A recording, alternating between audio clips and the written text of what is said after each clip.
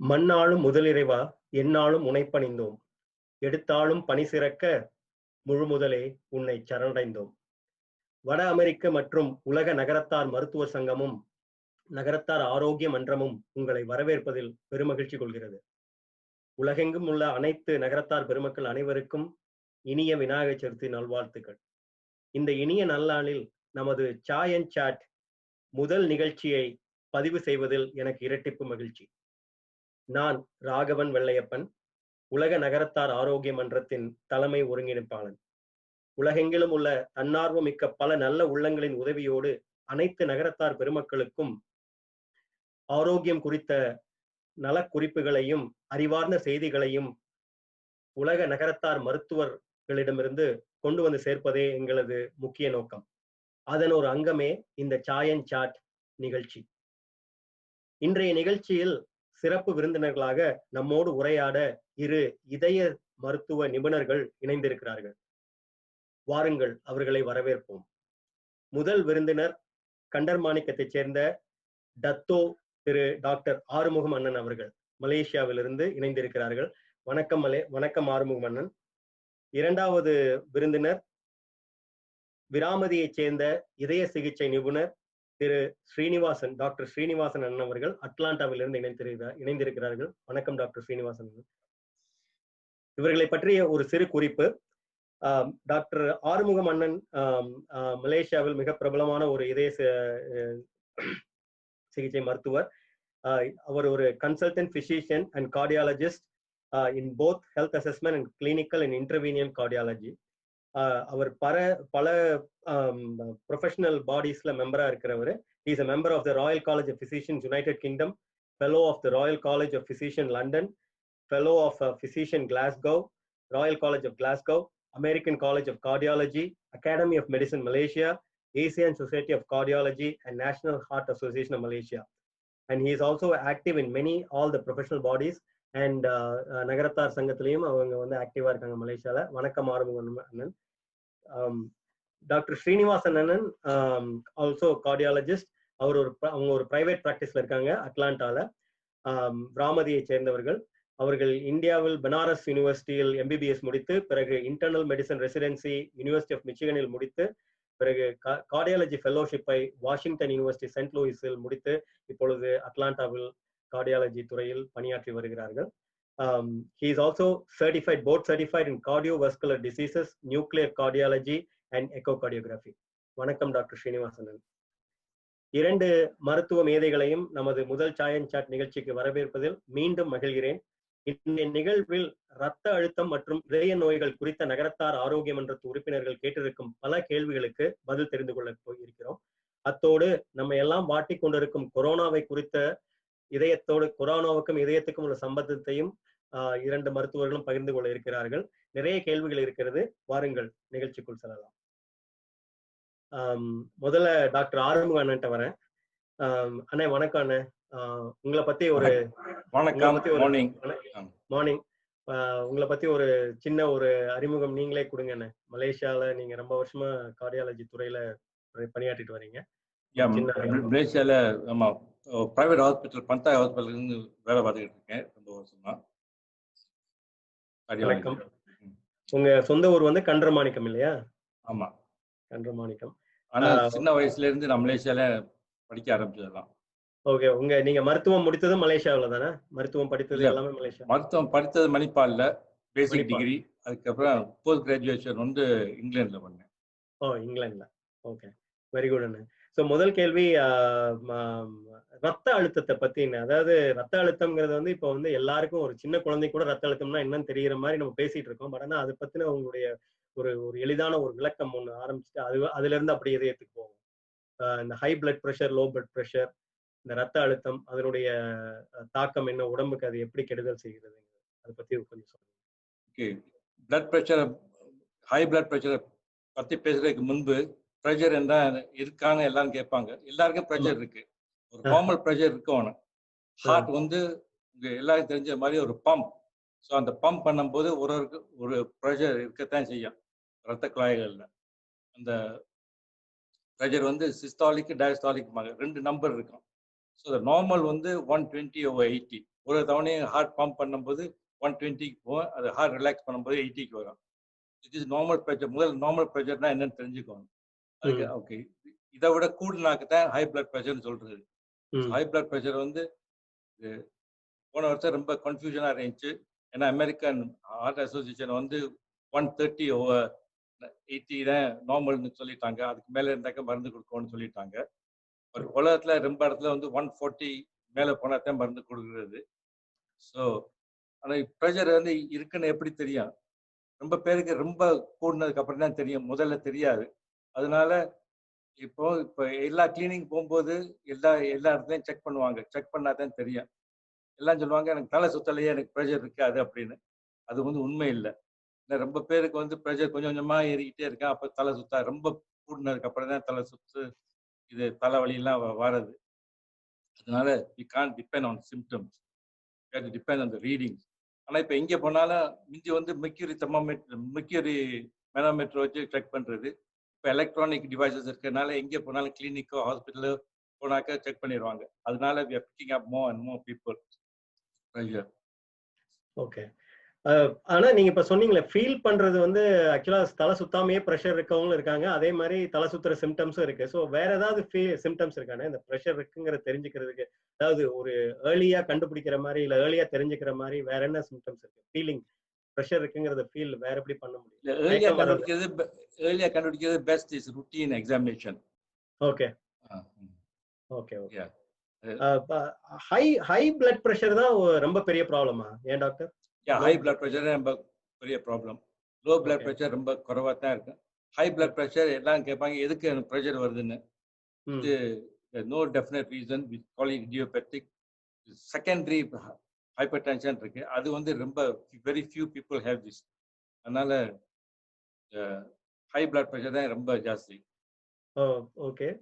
நான் டாக்டர் ஸ்ரீனிவாசன் கேட்கிறேன், high blood பிரஷர்னால என்னெல்லாம் வரும் டாக்டர்? என்னெல்லாம் பாதிப்புகள் உண்டாகும்? வெறும் இதய பாதிப்பு மட்டும்தானா, இல்ல வேற எந்த பாதிப்புகளும் இருக்கா உடம்புக்கு? அண்ணன் சொன்னது போல most of the blood pressure வந்து பீப்புள் டோன்ட் ஹேவ் சிம்டம்ஸ். சிம்டம்ஸை வச்சு மட்டுமே டயக்னோஸ் பண்ண முடியாது. ஆனால் ஹை பிளட் ப்ரெஷர் இருக்கும்போது தலை சுத்தல், தலைவலி, நெஞ்சு வலி, மூச்சு இறப்பு வரலாம். ஆனால் முக்காசி பேருக்கு வராது எதுவுமே சிம்டம்ஸ். அதனால தான் பிளட் ப்ரெஷருக்கு சைலண்ட் கில்லர்னு சொல்லுவாங்க. சில சமயம் சிம்டம்ஸ் வரலாம். செகண்டரி பிளட் ப்ரெஷர் அண்ணன் சொன்ன மாதிரி ரொம்ப கம்மியாக, அபவுட் 2% ஆஃப் த பாப்புலேஷன்ல ஒரு செகண்டரி காஸ் வரக்கூடும். செகண்டரி காஸ் வரும்போது அந்த செகண்டரி காஸுக்குள்ள சிம்டம்ஸும் பேஷண்ட்ஸுக்கு வரலாம். இப்போ ஸ்லீப் அப்னியா ரொம்ப காமனா இருக்கு. அதாவது தூங்கும்போது சில சமயம் மூச்சு வாங்குறத நம்ம மறந்துடுறோம். அப்ப பகல்ல ரொம்ப தூக்கம் வர மாதிரி இருக்கும், பகல்ல ஃபெட்டிக் இருக்கும். இது வந்து ஸ்லீப் அப்னியானால பிளட் ப்ரெஷர் இருந்தா இந்த சிம்டம்ஸ் இருக்கலாம். ஒரு ஹை ஆல்டோஸ்டிரோன்ற ஒரு லெவல் கூட இருந்ததுன்னா பிளட் ப்ரெஷர் அதிகமாகக்கூடாது. அந்த பேஷண்ட்ஸுக்கெல்லாம் பொட்டாசியம் கொஞ்சம் கம்மியா இருக்கும். அப்புறம் பொட்டாசியம் கம்மியா இருக்கிறதுனால சிம்டம்ஸ் வரலாம். அதே மாதிரி தைராய்டு ப்ராப்ளம் இருந்தால் தைராய்டு சிம்டம்ஸ் வரலாம். கிட்னி ப்ராப்ளம்ஸ்னால வந்துச்சுன்னா சடனா பிளட் ப்ரெஷர் அதிகமாகி பல்மரி எடிமான்றது சிச்சுவேஷன் வரக்கூடும். அதுக்கு பிறகு நீங்க பார்த்தீங்கன்னா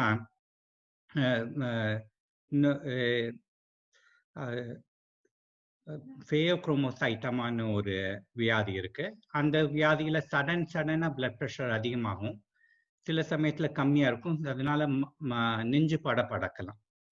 இது இந்த பிளட் ப்ரெஷர் அதிகமா இருக்கிறதுனால ஹார்ட்டுக்கு மட்டும் பாதிப்பு ஆகிறது இல்லை, கிட்னிஸ், விஷன், பிரெயின், ஸ்ட்ரோக்ஸ், அதுக்கு பிறகு கால்ல பிளட் ஃப்ளோ கம்மியானுச்சுன்னா அதுக்குள்ள சிம்டம்ஸும் வரக்கூடிய சான்ஸ் இருக்கு.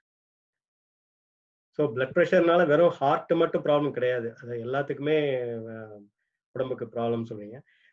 ஸோ அப்படியே இந்த ஹார்ட்ல இருந்து அடுத்த கேள்வி உங்ககிட்ட வரேன்னு, ஹார்ட் அட்டாக்ங்கிறது வந்து இப்போ வந்து வயது வித்தியாசம் இல்லாம, அந்த காலத்துல எல்லாம் வந்து வயசானவங்களுக்கு மட்டும் தான் ஹார்ட் அட்டாக் வருதுன்னு சொல்லிட்டு இருக்கோம். இப்போ வந்து வயது வித்தியாசம் இல்லாம இளைஞர்களுக்கும் சின்ன வயசுக்காரங்களுக்குமே வருது. ஸோ ஹார்ட் அட்டாக் பத்தி உங்களுடைய இதை சொல்லுங்க, எப்படி தெரிஞ்சுக்கலாம், இதை எப்படி தடுக்கலாம் அப்படிங்கிற மாதிரி பொதுவான ஒரு ஹார்ட் அட்டாக்ன்றது நீங்க பாத்தீங்கன்னா the மெயின் முதல்ல சொன்ன மாதிரி the main action of the heart வந்து பிளட்டை பம்ப் பண்றது. இந்த பம்ப் பண்றதுக்கு உள்ள மசில் இருக்கு.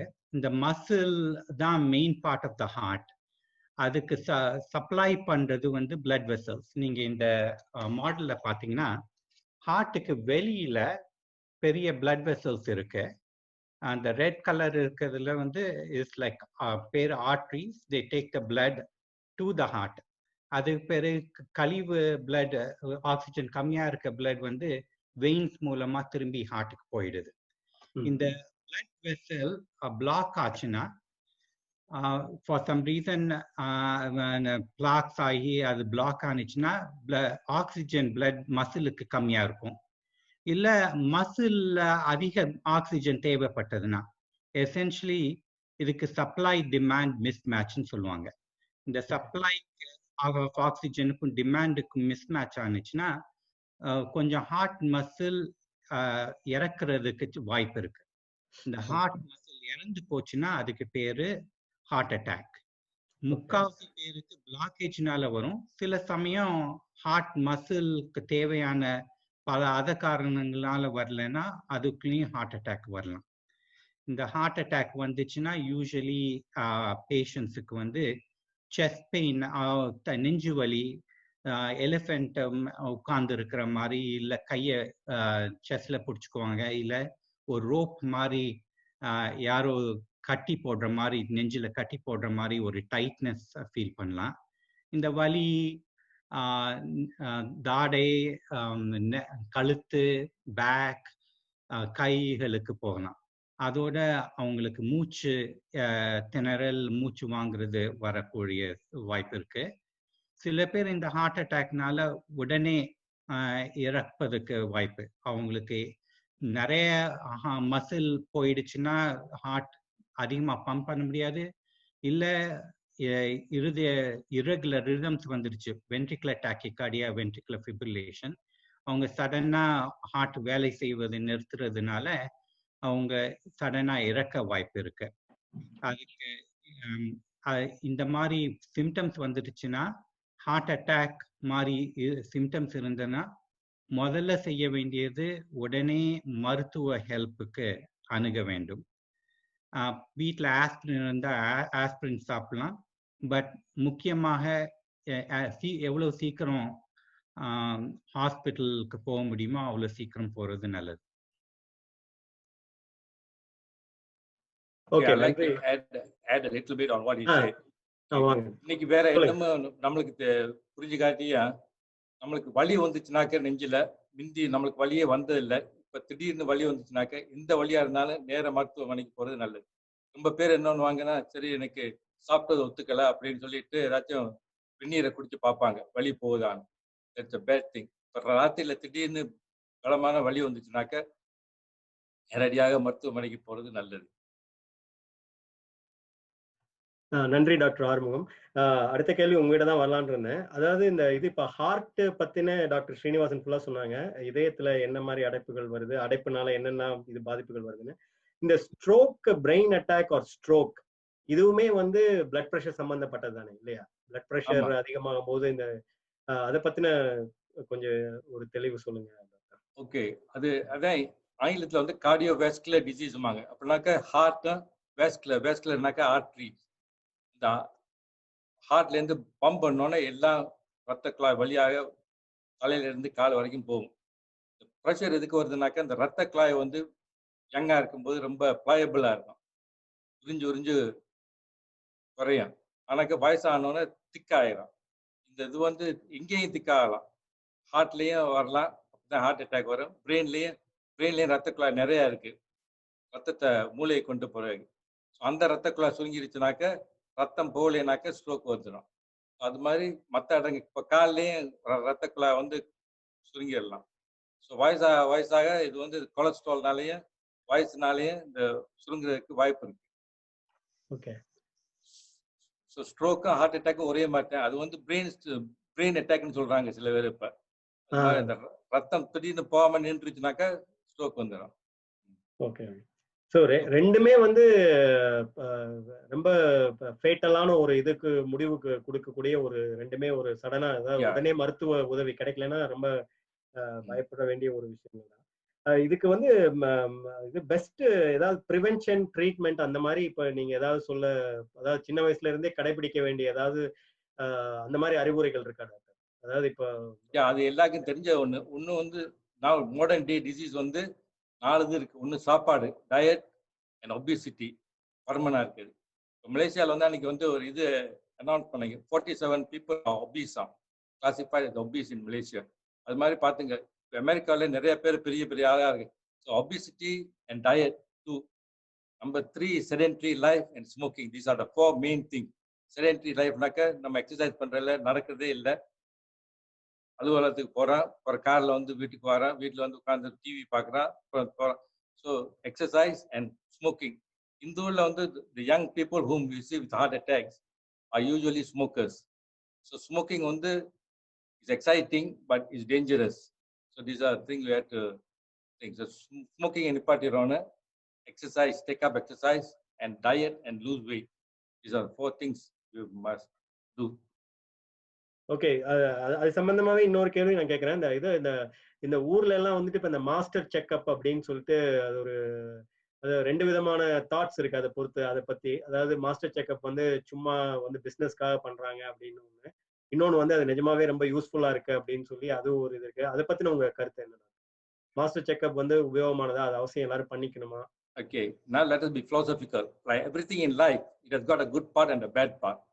Okay, so மாஸ்டர் செக்அப் பண்றது நிறைய பேரை சிம்டம்ல இப்போ ப்ரெஷர்லாம் சொன்னோம்ல சிம்டமே இல்லைன்னு, அவங்களுக்குலாம் சிம்டம் இல்லை, சுகர் உள்ளாருக்கு முதல்ல தெரியாது அவங்களுக்கு சுகர் இருக்குன்னு, அவங்கெல்லாம் we can identify them very early.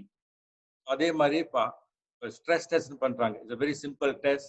அதுலேருந்து ஹார்ட்லேருந்து ஏதாச்சும் அறிகுறிகள் இருக்கா அப்படின்னு.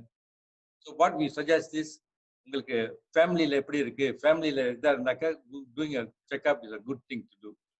ஓகே, ப்ரிவென்டிவா பண்றது நல்லது. ஏன்னா இப்போ கார் இருக்கு, every year you go for a checkup. Yeah. ஒன்னு until we don't wait until it breaks down இல்லையா? அது மாதிரி ஒரு அளவு பண்ணலாம். பட் சில பேர் வந்து நான் ஸ்கேன் பண்ண வச்சாம்பாங்க. These we don't recommend. Okay, okay. Simple test is good. Simple test is good. Okay, doctor. நான் இப்போ ஸ்ரீனிவாசன்கிட்ட வரேன். ஸோ மருத்துவம் இல்லாத ஒரு கேள்வி. ஆனா உங்களுடைய இது கார்டியாலஜிக்குள்ள எப்படின்னு உங்களுக்கு இன்ட்ரெஸ்ட் வந்தது? நீங்க வந்து ஒரு இல்ல மருத்துவம் படிக்க எப்படி இன்ட்ரெஸ்ட் வந்ததுன்னு ஆரம்பிச்சு அப்படியே கார்டியாலஜி வாங்க. மருத்துவம் படிக்க இன்ட்ரெஸ்ட் வந்து இந்தியால இருக்க முக்காவாசி பேர் மாதிரி என்னுடைய பேரண்ட்ஸுக்கு more interest than me. Okay. எங்க அப்பா ஒரு இன்ஜினியர், சித்தப்பா டாக்டர். அப்பா இன்ஜினியர் ஆகும்போது எனக்கும் இன்ஜினியர் ஆகணும்னு ஆசை. ஓகே. ஆனா அவங்களுக்கு பல விதத்துல அவங்க ஃபேக்டரி எல்லாம் வச்சிருந்தாங்க அம்பத்தூர்ல. பட் அவங்க சொந்த வாழ்க்கையில அவ்வளவு முன்னேறல அப்படின்ற ஒரு நினைப்பு. Doctor Nobel profession. எனக்கு டாக்டர் ஆகுறதுல அவ்வளவு விருப்பம் இல்லை. பயாலஜினா கொஞ்சம் பயம், உரைய தெரியாது எனக்கு அவ்வளோ. எங்க சித்தப்பாவை வச்சு டாக்டர் படிக்கிறதுக்கு உரைய தெரிய வேண்டாம், அது எவ்வளவு நல்லதுன்னு ஒரு விதமா சொல்லி அதுக்கு நான் கிடைச்சா படிக்கிறேன்னு. எனக்கு அண்ணாமலை யூனிவர்சிட்டியில அப்ப ஃபார்வர்ட் கிளாஸ்ன்றதுனால மெடிக்கல் சீட் தமிழ்நாடுல கிடைக்கல. அண்ணாமலை யூனிவர்சிட்டி இன்ஜினியரிங் கிடைச்சது, அதுல ஜாயின் பண்ணியிருந்தேன். ஆனா எங்க அப்பா காரணத்தினால பல என்ட்ரன்ஸ் டெஸ்ட் எழுதியிருந்தேன். பிஹெச்யும் ஆல் இந்தியா எக்ஸாம்ல லெவல்ல என்ட்ரன்ஸ் இருந்தது. அப்ப காமன் என்ட்ரன்ஸ் கிடையாது இப்போ மாதிரி. பிஹெச்யூல எனக்கு கிடைச்ச உடனே எல்லாத்தையும் விட்டுட்டு அங்கதான் போகணும் அப்படின்னு எங்க அப்பா கூட்டின்னு போனாங்க. அப்பாவுக்காக படிச்சேன். ஆனா அதுக்கு பிறகு I develop a lot of interest. Okay okay. So உங்களுக்கே பிடிக்க ஆரம்பிச்சிருச்சு. ஓகே. சோ கார்டியாலஜி எப்படி இங்க வந்து அமெரிக்கா வந்ததுக்கு அப்புறம் கார்டியாலஜி மீது ஒரு இதா இல்ல முதல்ல இருந்தே உங்களுக்கு வந்து எனக்கு முதல்ல இருந்தே இதய நோய் படிக்க பிடிக்கும். என்னுடைய ஃபீலிங் வந்து நான் ரொட்டேஷன்ஸ்ல நியூராலஜி போனா அவ்வளோ டிஃப்ரென்ஸ் பேஷண்ட்ஸுக்கு பண்ண முடியல அப்படின்னு ஒரு வருத்தம். அட்வான்சஸ் நான் படிக்கும் போதே அட்வான்சஸ் இன் கார்டியாலஜி நிறைய இருந்தது. So you can make a difference in people's lifes. அதனால எனக்கு கார்டியாலஜி முடிஞ்சா படிக்கணும்னு. I also had interest in gastroenterology. ஆனால் கல்யாணம் ஆனோன்னு ஒய்ஃப் சொன்னாங்க நான் படிக்கிறது நீங்க படிக்க முடியாதுன்னு. எனக்கு கார்டியாலஜி தான் ரொம்ப பிடிக்கும், கார்டியாலஜியே படிக்கிறேன்னு படிச்சாச்சு. Very good. ஸோ அதான் உங்கள்கிட்ட அடுத்த கேள்விக்கு வரேன் நான். இந்த மினிமலி இன்வேசிவ் சிஏபிஜினா என்ன? அது மினிமலி இன்வேசிவ் சிஏபிஜி அதை பத்தி கொஞ்சம். இந்தியால அதை காமனா பைபாஸ் சர்ஜரின்றாங்க. கொரோனரி ஆர்டரி பைபாஸ் கிராஃப்ட், அதான் சிஏபிஜியோட ஃபுல் ஃபார்ம். இது வந்து அடப்பு இருக்கும்போது நிறைய ரத்த குழாயில ஹார்ட்ல மெயினா 3 ரத்த குழாய்கள், ஒன்னு ஃப்ரண்ட்ல லெஃப்ட் மெயின்னு வருது, அது முன்னாடி போறதுக்கு பேரு லெஃப்ட் ஆன்டீரியர் டிசெண்டிங் ஆர்டரி, சைட்ல போறதுக்கு சர்க்கம்ஃப்ளெக்ஸ், பின்னாடி ரைட் கொரோனரி ஆர்டரி. அந்த 3 ஆர்டரிகளையும் பாதிப்பு இருந்தது. இல்ல இந்த லெஃப்ட் மெயின்ல பாதிப்பு இருந்தா பைபாஸ் சர்ஜரினால பயன் பெற முடியும். இந்த பைபாஸ் சர்ஜரி ஓப்பனாக நெஞ்சில முதல்ல இன்சிஷன் பிரெஸ்ட் போன்ல ஸ்டர்னம்பாங்க, அதுல இன்சிஷன் போட்டு செஸ்ட்டை ஓப்பன் பண்ணிட்டு அதுக்கு பிறகு பேஷண்ட்டை mostly coronary artery bypass, cardiopulmonary bypass machine, which to rest both the lungs and the heart at the same time. A surgeon can work on the heart with the heart not beating and not requiring a lot of energy, so needs less to keep it going.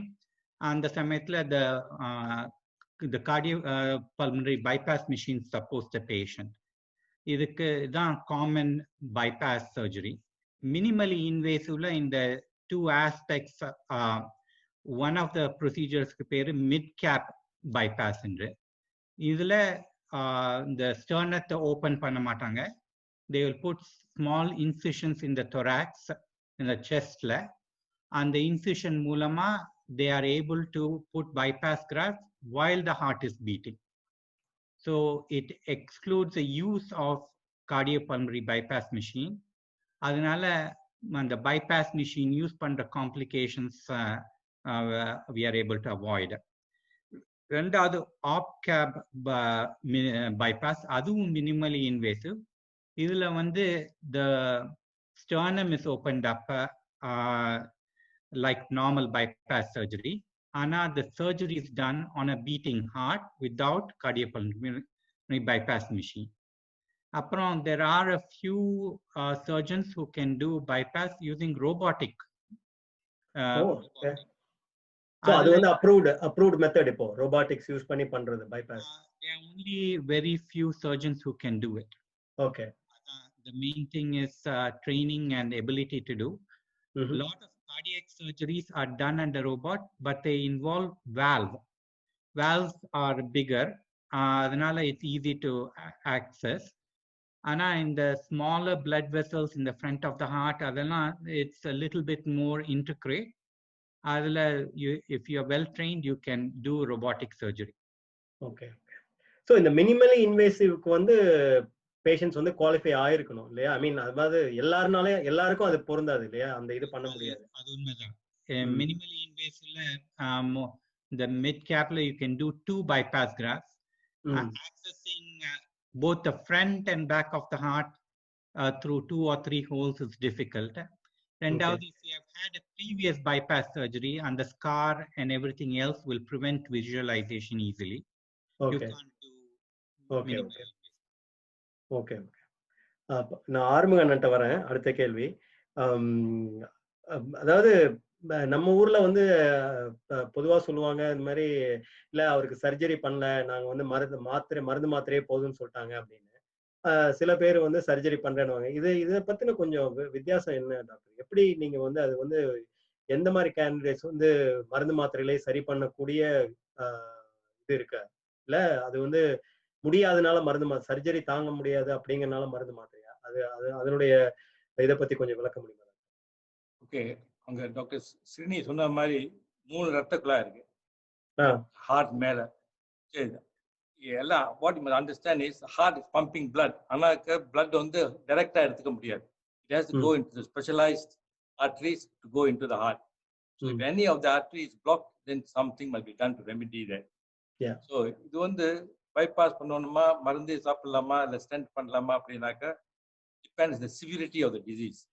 Okay. 3 வெசல வந்து obstruction பண்ணியிருந்தாக்க மருந்து சாப்பிட்டாக்க cannot. So bypass தான் பண்ணணும். அப்படி ஒரு artery மட்டும் black பண்ணியிருந்தாக்க அப்புறம் ஸ்டென்ட்னு சொல்றாங்கல்ல, stent போட்டு பண்ணலாம். அப்படி சில பேர் வந்து there's a debate on whether stent is the best of medicine. So குறைச்சலா இருக்கு, minimal and moderate disease, maybe you can take medicine. But ரொம்ப severe diseaseக்கு you have to go for bypass. Because இல்லாட்டி there will be a sudden heart attack at some point. And சில பேருக்கு வந்து ரொம்ப வயசானவங்க மற்ற வியாதிலாம் இருக்காங்க, ஆப்ரேஷன் பண்றது கஷ்டம், ஏன்னா ரிஸ்க் ஹாய். அவங்க வந்து சரி மருந்தே சாப்பிட்டுட்டு எவ்வளவு நாளைக்கு ஓட்டலாம்னு இருப்பாங்க. ஓகே, அப்படியே உங்ககிட்ட அடுத்த கேள்வி கேட்கிறேன் டாக்டர். ஹார்ட் ஃபெயிலியர் அப்படிங்கிறது, ஹார்ட் அட்டாக் வேற ஹார்ட் ஃபெயிலியர் வேற இல்லையா? அது ஹார்ட் ஃபெயிலியர்ங்கிறது என்ன, அதை பத்தி கொஞ்சம். ஹார்ட் ஃபெயிலியர் நான் முதல்ல சொன்ன மாதிரி ஹார்ட் வந்து ஒரு பம்ப். ஃபெயிலியர்னாக்கா அந்த ஹார்ட் வந்து பம்ப் பண்றது பத்தலைன்னு அர்த்தம்.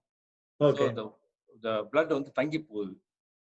ஹார்ட் அட்டாக்னால ஃபெயிலியர் வருமா? ஹார்ட் அட்டாக்னாலேயும் ஃபெயிலியர் வரும், பிளட் பிரஷர்னாலேயும் ஃபெயிலியர் வரும், வேற பல காரணங்கள்னால ஃபெயிலியர் வரும்.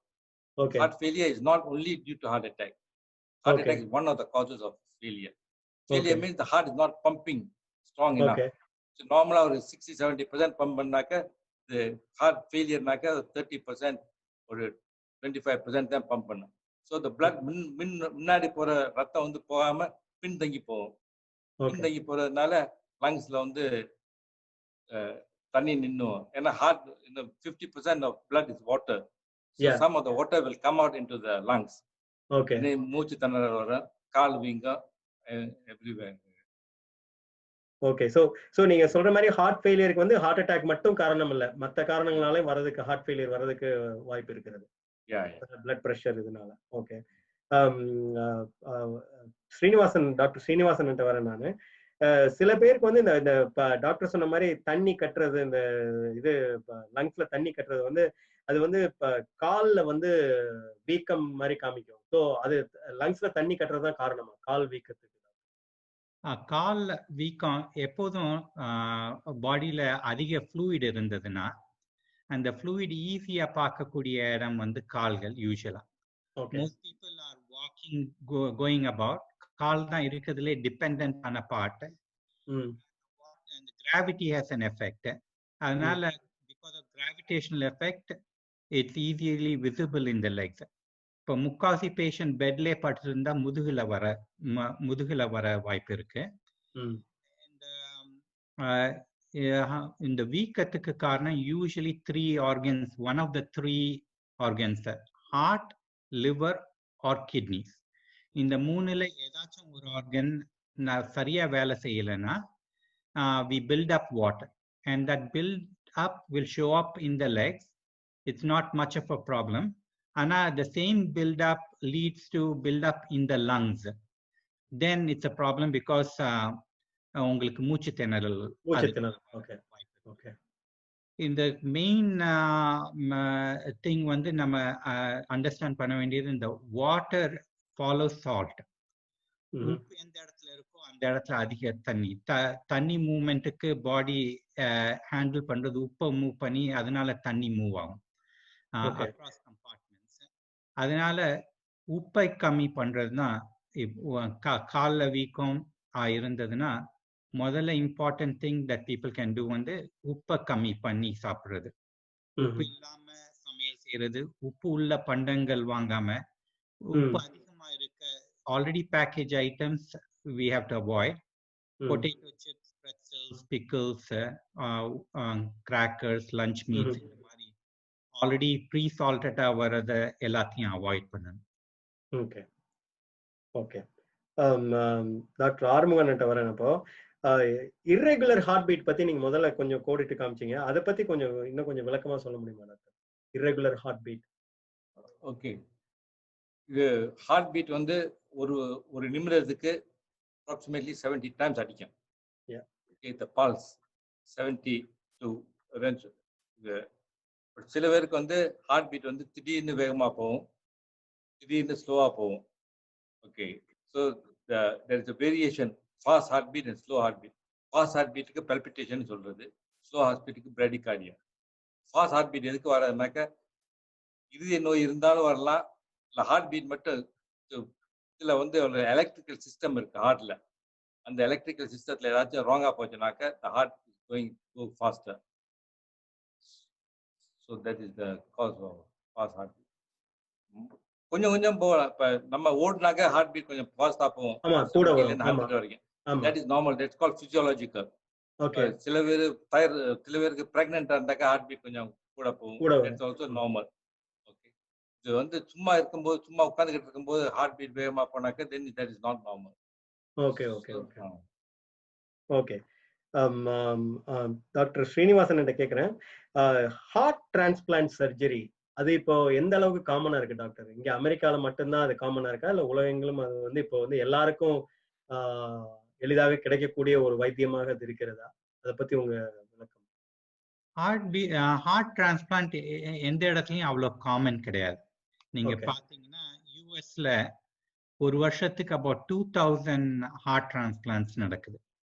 அதே சமயத்துல கிட்னி டிரான்ஸ்பிளான்ட் நம்பர் பாத்தீங்கன்னா 10 மடங்கு, 20,000 கிட்னி டிரான்ஸ்பிளான்ட்ஸ் இயர். இது ஏன்னா heart transplant is to some extent replacing one disease with another அப்படின்னு பார்க்கணும். நீங்க எப்ப ஹார்ட் டிரான்ஸ்பிளான்ட் உதவும்னா உங்களால அதிகமாக பண்ண முடியாதுன்ற நிலைமையில. இதை எப்படி நம்ம மெஷர் பண்றோம்னா cardiopulmonary stress testing. அந்த டெஸ்ட்ல we measure maximum oxygen consumption. Oxygen தான் உடம்புக்குள்ள எரிவாயில், அது எவ்வளவு பண்ண முடியும்ன்றது it's depend on your capacity of the heart and lungs together. இந்த ஹார்ட்ல ப்ராப்ளம் இருக்கும்போது it's mainly limited by the heart. அது அந்த measurements is in ml per kg per minute. அது 14க்கு கம்மியா இருந்ததுன்னா you would qualify for a transplant. அதுக்கு மேல availability of organs, அந்த பர்சனுக்கு அதிக வேற ஏதாச்சும் இருந்ததுன்னா, கிட்னி ப்ராப்ளமும் லிவர் ப்ராப்ளம் மற்ற அதர் ப்ராப்ளம்ஸ் இருந்ததுன்னா they may not qualify. They have to be compliant with the medications, visits, because transplanted heart it's like in a way I'm saying it's disease now, it has to be protected and preserved. There's a chance of rejection, there's a constant monitoring required post transplant. It's a process. It is available in other countries, but overall heart transplants are much smaller compared to kidney transplants. Okay. Doctor ஆறுமுகன்ட்ட வரேன் நான்.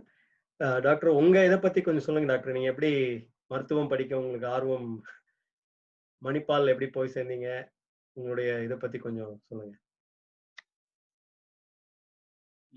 நானும் முதல்ல accountancy தான் படிக்கலாம்னு இருந்தேன். கடைசியா ஊருக்கு வந்து சேர்ந்தேன் இங்க இருந்து. இந்தியாவுக்கு வந்ததுனால மருத்துவம் தான் படிக்கணும். ஒன்லி மருத்துவம் தான் இந்தியாவில் படிச்சாக்க ரெக்கனைஸ்ட் இன் மலேசியா எல்லாம். மற்ற டிகிரி எல்லாம் படிச்சாக்க நாட் ரெக்கனைஸ்ட். ஸோ இப்போ வந்து தென் முதல்ல மெட்ராஸ் கிறிஸ்டியன் காலேஜ்ல சேர்ந்தேன். அப்புறம் பியூசி பண்ணிட்டு அதுக்கப்புறம் மணிப்பால்ல போய் சேர்ந்தேன். Okay okay. நீங்க ஆனா சின்ன வயசு ஸ்கூலிங் எல்லாம் மலேசியால படிச்சிருக்கீங்க? Yeah yeah. Okay okay okay. From kindergarten onwards. Kindergarten onwards in Malaysia. So cardiology எப்படி டாக்டர் வந்து பண்ணீங்க? கார்டியாலஜி உங்களுக்கு இயற்கையிலேயே உங்களுக்கு இன்ட்ரெஸ்ட் இருந்ததா இதய மருத்துவம் தான் பண்ணணும்னு? இல்ல, அது அப்படிதான். இங்கிலாந்துக்கு போனேன். இங்கிலாந்துக்கு போஸ்ட் கிராஜுவேட்டுக்கு போனேன். முதல்ல போஸ்ட் கிராஜுவேட் போனா இன்டர்னல் மெடிசன் படிக்கணும். இன்டர்னல் மெடிசன் இப்போ internal medicine is not a speciality at all. Internal medicine பண்ணாக்க அப்புறம் நம்ம எல்லாத்தையும் பார்க்கலாம். But that doesn't focus on any. Yeah. So அப்புறம் வந்து cardiology unitல சேர்ந்தேன். Then I liked it. Then I worked. Okay okay okay. So நீங்க வந்து இப்போ இங்கிலாந்துல படிச்சு முடிச்சோன்னா திருப்பி மலேசியா வந்துட்டீங்க. இங்கிலாந்துலேயே இருக்கணும்னு நீங்க நினைக்கல, மலேசியால தான் வந்து இல்ல இப்போ இங்கிலாந்துலேயே இருக்கோம்னாக்க நம்ம வேற ஸ்பெஷாலிட்டி எடுத்துருக்கணும். ஜிடியாட்ரிக்ஸ், ஆர்த்தோபெடிக்ஸ் அது மாதிரி எடுத்தாக்க ரொம்ப பேர் வெள்ளைக்காரங்க அது பண்ண மாட்டாங்க. ஸோ இப்போ cardiology is young speciality. So retire பண்ற ஆள் ரொம்ப இல்லை. ஸோ நம்ம மேலே போக முடியாது, லெவலோட நின்றோம். Okay okay okay okay. மலேசியாவுக்கு வரதுனால நம்ம கார்டியாலஜி எடுத்து. Okay okay okay. இப்போ கிட்டத்தட்ட எவ்வளவு வருஷம் டாக்டர் நீங்க மலேசியால இப்போ பிராக்டிஸ் பண்ணது cardiology? Maybe about 30 years. 30 years. So still you are practicing actively? Yes. Now slow down a bit. Okay okay okay okay. That's really good. And I believe நீங்க வந்து நிறைய பேருக்கு மென்டராவும் இருந்திருப்பீங்கன்னு நினைக்கிறேன். நம்ம நகரத்தார் பிள்ளைங்களுக்குமே வந்து ஒரு மருத்துவம் படிக்கிறதுக்கும் இதய சிகிச்சை இல்ல இதய நிபுணத்துவத்துல உள்ள போறதுக்கும். சோ அப்படியே உங்ககிட்ட எல்லாத்தையும் என்ன சொல்றேன்னாக்க இங்க மருத்துவம் படிச்சாக்க வேலை கிடைக்கிறது சிரமமா இருக்கு. அதனால மருத்துவம் படிக்கிறதுக்கு முன்னாடி யோசிங்க அப்படின்னு சொல்றது. ஓ, இப்ப மருத்துவம் படிச்சா வேலை கிடைக்கிற சிரமமா இருக்குன்றீங்க மலேசியால? People ரொம்ப பேர் படிச்சாங்க. So they actually over supply of doctors in Malaysia at the moment. Oh, okay okay okay. So உங்ககிட்ட இப்ப இதை பத்தி அடுத்த கேள்விக்கு வரேன். பைபாஸ் சர்ஜரி பத்தி இன்னும் கொஞ்சம் நம்ம நேயர்களுக்கு புரியுற மாதிரி கொஞ்சம் விளக்கமா சொல்லுங்க. அது என்ன, அது வந்து சில பேர் வந்து ரொம்ப ஈஸியா பண்ணிட்டு வந்துடுறாங்க, 5 நாள் 10 நாள்ல வந்துடுறாங்க, எல்லாம் உடனே இருந்து நடக்க ஆரம்பிச்சுறாங்க. ஆனா சில பேருக்கு அது ரொம்ப காம்ப்ளிகேட்டடா இருக்கு. ஸோ அது வந்து ஒரு புரியாத ஒரு புதிராவே இருக்கு. அது மேஜர் சர்ஜரிங்கிறது மட்டும் எல்லாருக்குமே தெரியுது, பட் ஆனா அதை பத்தி கொஞ்சம் விளக்கமா சொல்லுங்க. ஓகே, பைபாஸ் சர்ஜரி ரீசன் அவங்க சொன்ன மாதிரி பைபாஸ் சர்ஜரி வந்து அந்த பிளட் வெசல் பிளாக் பண்ணிருக்குல்ல, பைபாஸ் ரோட்லாம் பாக்குறோம். ஒரு இடத்துல வந்து ரோடு வந்து பிளாக் பண்ணியிருந்தாக்க எப்படி மாற்று வழி கொடுக்குறாங்க பைபாஸ் மாற்று வழி, அது மாதிரி நம்ம வேற ரத்த குழாய் எடுத்து அதை பொறுத்துறது. அந்த இடத்துல முதல்ல இருந்து அந்த பிளாக் பண்ண இடத்த விட்டுட்டு கீழே போய் join it at the bottom. So normally we use the veins from the legsல இருந்து vein எடுத்து அதில் வைப்பாங்க. So the surgery technically for those who are doing bypass surgery is a common procedure. அவங்க சில பேர் ஒரு 5 நாள்ல ஒரு வாரத்துல வந்துடுறாங்க, சில பேர் ரொம்ப நாள் இருக்காங்கன்னா அந்த ஸ்டார்டிங் கண்டிஷன் எப்படி இருக்கு, ஹார்ட் எவ்வளவு ஸ்ட்ராங்கா இருக்கு, மற்ற வியாதி என்ன இருக்கா, ப்ரெஷர், டயபெட்டிஸ், மற்ற கொலஸ்ட்ரால் அது இது ஏதாவது இருக்கா, ஸ்மோக்கரா, அதெல்லாம் depends on all the other factors. So the surgery is all the same for everybody. So how they recover depends on their strength and the underlying cause of the disease. So இந்த மற்ற இது இருக்கிறதுன்னு சொல்றது வந்து நீங்க சொல்றது வந்து இந்த பிளட் ப்ரெஷர், கொலஸ்ட்ரால் அந்த மாதிரி இருக்கிறவங்களுக்கு இன்னும் அது ரொம்ப காம்ப்ளிகேட்டடா போயிடும் அந்த ஒரு bypass surgery. Recovery surgery is okay okay. But a lot of people சொல்லுவாங்க எனக்கு டயபெட்டிஸ் இருக்கு ஆபரேஷன் பண்ண முடியாது. அப்படி இல்லை. ஓகே, ரொம்ப பேர் பைபாஸ்க்கு வர ஆளுக்கு வந்து கொலஸ்ட்ரால் இருக்கா, டயபெட்டிஸ் இருக்கா, ப்ரெஷர் இருக்கா. ஸோ அதை கண்ட்ரோல் பண்ணிட்டு பண்ணத்தான் வேணும். ஓகே ஓகே, கண்ட்ரோல் பண்ணிட்டு பண்ணணும். ரிகவரி வந்து it be little bit longer. Okay. Doctor ஸ்ரீனிட்ட வரேன். அப்போ விமன் அண்ட் யங் பீப்புளுக்கும் இப்போ வந்து நிறைய கேள்விப்படுறோம் ஹார்ட் அட்டாக். ஸோ அந்த காலத்துலலாம் வந்து அந்த மாதிரி ஒரு கேள்விப்படாத மாதிரி இருந்தது. இப்போ ஏதாவது மாற்றங்கள் இருக்கா? ஏன் நிறைய வயசு வித்தியாசம் இல்லாம ஹார்ட் அட்டாக் வருது doctor? I think heart problems are common both in men and women. Men, most of the time they have what we call classical symptoms. உங்களுக்கு நெஞ்சு வலி நேரா. Women can have atypical symptoms. வயிற்று வலி இல்ல right சைட்ல, left சைட்ல இல்லாம ரைட் சைட்ல வலிக்கிறது, வெறும் மூச்சு திணறல் அந்த மாதிரி வர்றதுக்கு அதிக வாய்ப்பு. ரெண்டாவது, women tend to used to reduce their symptoms. வீட்டை பார்த்துக்கணும், பிள்ளைகளை பார்த்துக்கணும். For other reasons they were not forthcoming with symptoms. அதனால it appeared like women's were having less in it. But with more awareness we are able to pick up disease in women. இப்போ யூஎஸ்ல பார்த்தீங்கன்னா the primary cause of mortality is heart disease, both for men and women. On a Okay. yearly basis, the number of women having are dying of heart disease is more than men. So awareness has increased. Women tend to get heart disease at a slightly older age because the estrogens and the hormones are protective in the premenopausal period. Okay. அது தொடர்பாகவே இன்னொரு கேள்வி. குழந்தைங்களுக்கு எப்படி doctor? குழந்தைங்களுக்கு வந்து heart attack வர்றதுக்கான வாய்ப்புகள் இருக்கா? இல்ல வராதுங்கிற நம்பிக்கையா இருக்கலாமா? இப்படி குழந்தைங்க ஏதாவது ஒரு வயது இருக்கிறதா? இதுக்கு மேலதான் ஹார்ட் அட்டாக்ங்கிற மாதிரி நோய் வருங்கிறது அந்த மாதிரி எதுவும்? The common variety வந்து இந்த plaque build-upனால வருது. ஓகே. பிறக்கும் போதே உங்களுக்கு ஹார்ட் அட்டாக் வரக்கூடிய வாய்ப்பு இருக்கு. If you are born with abnormal coronaries. Okay. coronary குழாய் வர இடம் தப்பான இடத்துல இருக்கு, இல்ல பிட்வீன் பிக் வெசல்ஸ்ல அது அமுங்குதுன்னா அதனால பிளட் கம்மியாகலாம். அது uncommon, but it can happen even at birth. But by postmortem studies by 15 to 20 years you can see what they call fatty streaks. அதாவது ரத்த குழாயில இந்த பிளாக் வர்றதுக்கான இனிஷியல் சேஞ்சஸ் வரக்கூடிய வாய்ப்பு இருக்கு. certain genetic conditions, homocysteine level அதிகமாக இல்லை, folic acid vitamin கம்மியா இருக்குது, சில காரணங்கள்னால you can get early plaque formation. அதுவும் also Asians பார்த்தீங்கன்னா, Asians have a early onset of atherosclerotic heart disease. atherosclerosis சீக்கிரமா வர்றது genetic காரணங்களால. அதனால it can happen in anybody. It's more common in men after 45, women after 55, but it's not unusual to see in younger generation. Okay. Thank you, Doctor. Dr. ஆர்மோன்கிட்ட வரேன் நான் இப்போ. அதாவது ECG machines பத்தி, அதாவது இசிஜிங்கிறது என்ன டாக்டர்? இசிஜிங்கிறது என்ன? அது வந்து ஹார்ட் அட்டாக் வருமா வராதாங்கிறது வந்து ஏதாவது அறிகுறி தர்ற ஒரு டெக்னிக்கா? இல்ல அது ஒண்ணு கேள்வி இருக்கு. ரெண்டாவது வந்து இப்ப வந்து ஆப்பிள் வாட்ச் மாதிரி ஒரு கேஜெட்ல கூட இசிஜியை பாக்குறது மாதிரி ஒரு வசதி வந்துருச்சு. ஸோ இதை பத்தி உங்க கருத்து என்ன டாக்டர்? இதை பார்த்து நம்ம வந்து ப்ரிவென்டிவா இருந்துக்கிறதுக்கான ஒரு நம்பிக்கையை கொடுக்குமா? No, to answer the second question first, the answer is no, you shouldn't do that. Okay.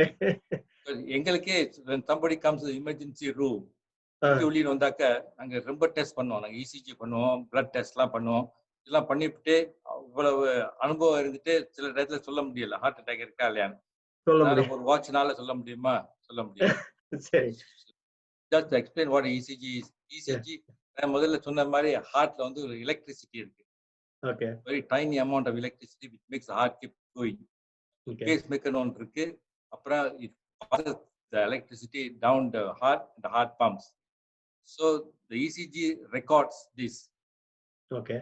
How many times the heart is beating. One thing the ECG is very good is to record how many beats the heart beats. Okay. Okay. That is very good at 100%. So the thing whether it's heart attack or not, you cannot always say. கொஞ்சம் வலி இருந்தாக்க ஹார்ட்ல இருந்து வருதான்னு ECGனால சொல்ல முடியாது. Heart attack வந்துட்டாக்க ECGனால 100% சொல்ல முடியாது. சில டயத்துல வந்து occasionally it is doubtful. So when it's doubtful, then you have to do some extra blood tests and all that to confirm. Why blood test? Heart வந்து muscle damage பண்ணியிருந்தாக்க during a heart attack, some enzymes are released into the blood which goes up. Okay. So that confirms that he has had a heart attack. Okay. So the watch பத்தி சொல்றாங்க, says you have chest pain and then you look at the ECG. At that point in time, the ECG might not have changed, but it might change within the next 2 or 3 hours. You're not going to follow this. So you have to be very careful about this type of gadgets. Okay. Home gadget எது use பண்ணலாம்னாக்க blood pressure medicine, blood pressure gadget use பண்ணலாம். Monitor. Okay. Blood pressure, BP monitor. Okay. BP monitor. அது வந்து now the electronic ones are very good and we can recommend you to use it. Because சில பேர் வந்து blood pressure இருந்தாக்க ஹாஸ்பிட்டலுக்கு வந்தாக்க திடீர்னு blood pressure ஏறிடும். So we don't know what the actual blood pressure is. So வீட்ல இருக்கும்போது when you are relaxed, when you check it, it might be better.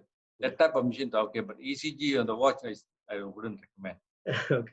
அதான் இசிஜி பத்தி அதே மாதிரி இன்னொரு இது வந்து நம்மளுக்கு காமனா ஏற்படுற இது வந்து இந்த செஸ்ட் நெஞ்சு வலி வரும்போது அது வந்து நம்ம வந்து நம்மளுக்கு வந்து நெஞ்சு வலி வராது, நம்மளுக்கு வந்து கேஸ் ப்ராப்ளம்னால தான் இது வருது அப்படிங்கிற மாதிரி ஒரு காமனா ஒரு எண்ணம் ஓடிட்டு இருக்கும் எல்லாருக்கும். ஏன்னா கேஸ் ப்ராப்ளம் வந்து ரொம்ப ஈஸியா எல்லாருக்கும் இருக்கிறதுனால அது ஒரு கன்ஃபியூஷன் வந்துட்டே இருக்கும். அதுல இருந்து எப்படி டாக்டர் அதை வந்து அதை வேறுபடுத்தி பாக்குறதுக்கு ஏதாவது வேற ஏதாவது விதிகள் இருக்கா? அதாவது ஒரு கேஸ் ப்ராப்ளத்துக்கும் நிஜமான நெஞ்சு வலிக்கும். இல்ல நம்மளுக்கு கேஸ் ப்ராப்ளம் 50 வருஷமா வராட்டி ஏன் திடீர்னு வருதுன்னு நம்ம யோசிக்கணும் முதல்ல. Okay. Okay. The thing is, ஏன் கேஸ் ப்ராப்ளம் நினைக்கிறோம்னா we think கேஸ் ப்ராப்ளம் ஈஸியா சால்வ் பண்ணிடலாம் அப்படின்னு. Nobody wants to think negatively. நம்மளுக்கு ஹார்ட் ப்ராப்ளம் இருக்குமா? That's why most people don't come to the hospital. ஆனா இப்ப இது வந்து தொடர்ந்து வலி இருந்தாக்க there's no choice. அங்க சொல்றது பிரைவேட் பிராக்டிஸ் கூட போக வேண்டாம் because it delays you. Delays you. நேரா எமர்ஜென்சி. நேரா எமர்ஜென்சி போறதே பெட்டர். நேரா எமர்ஜென்சி மெடிக்கல். ஓகே.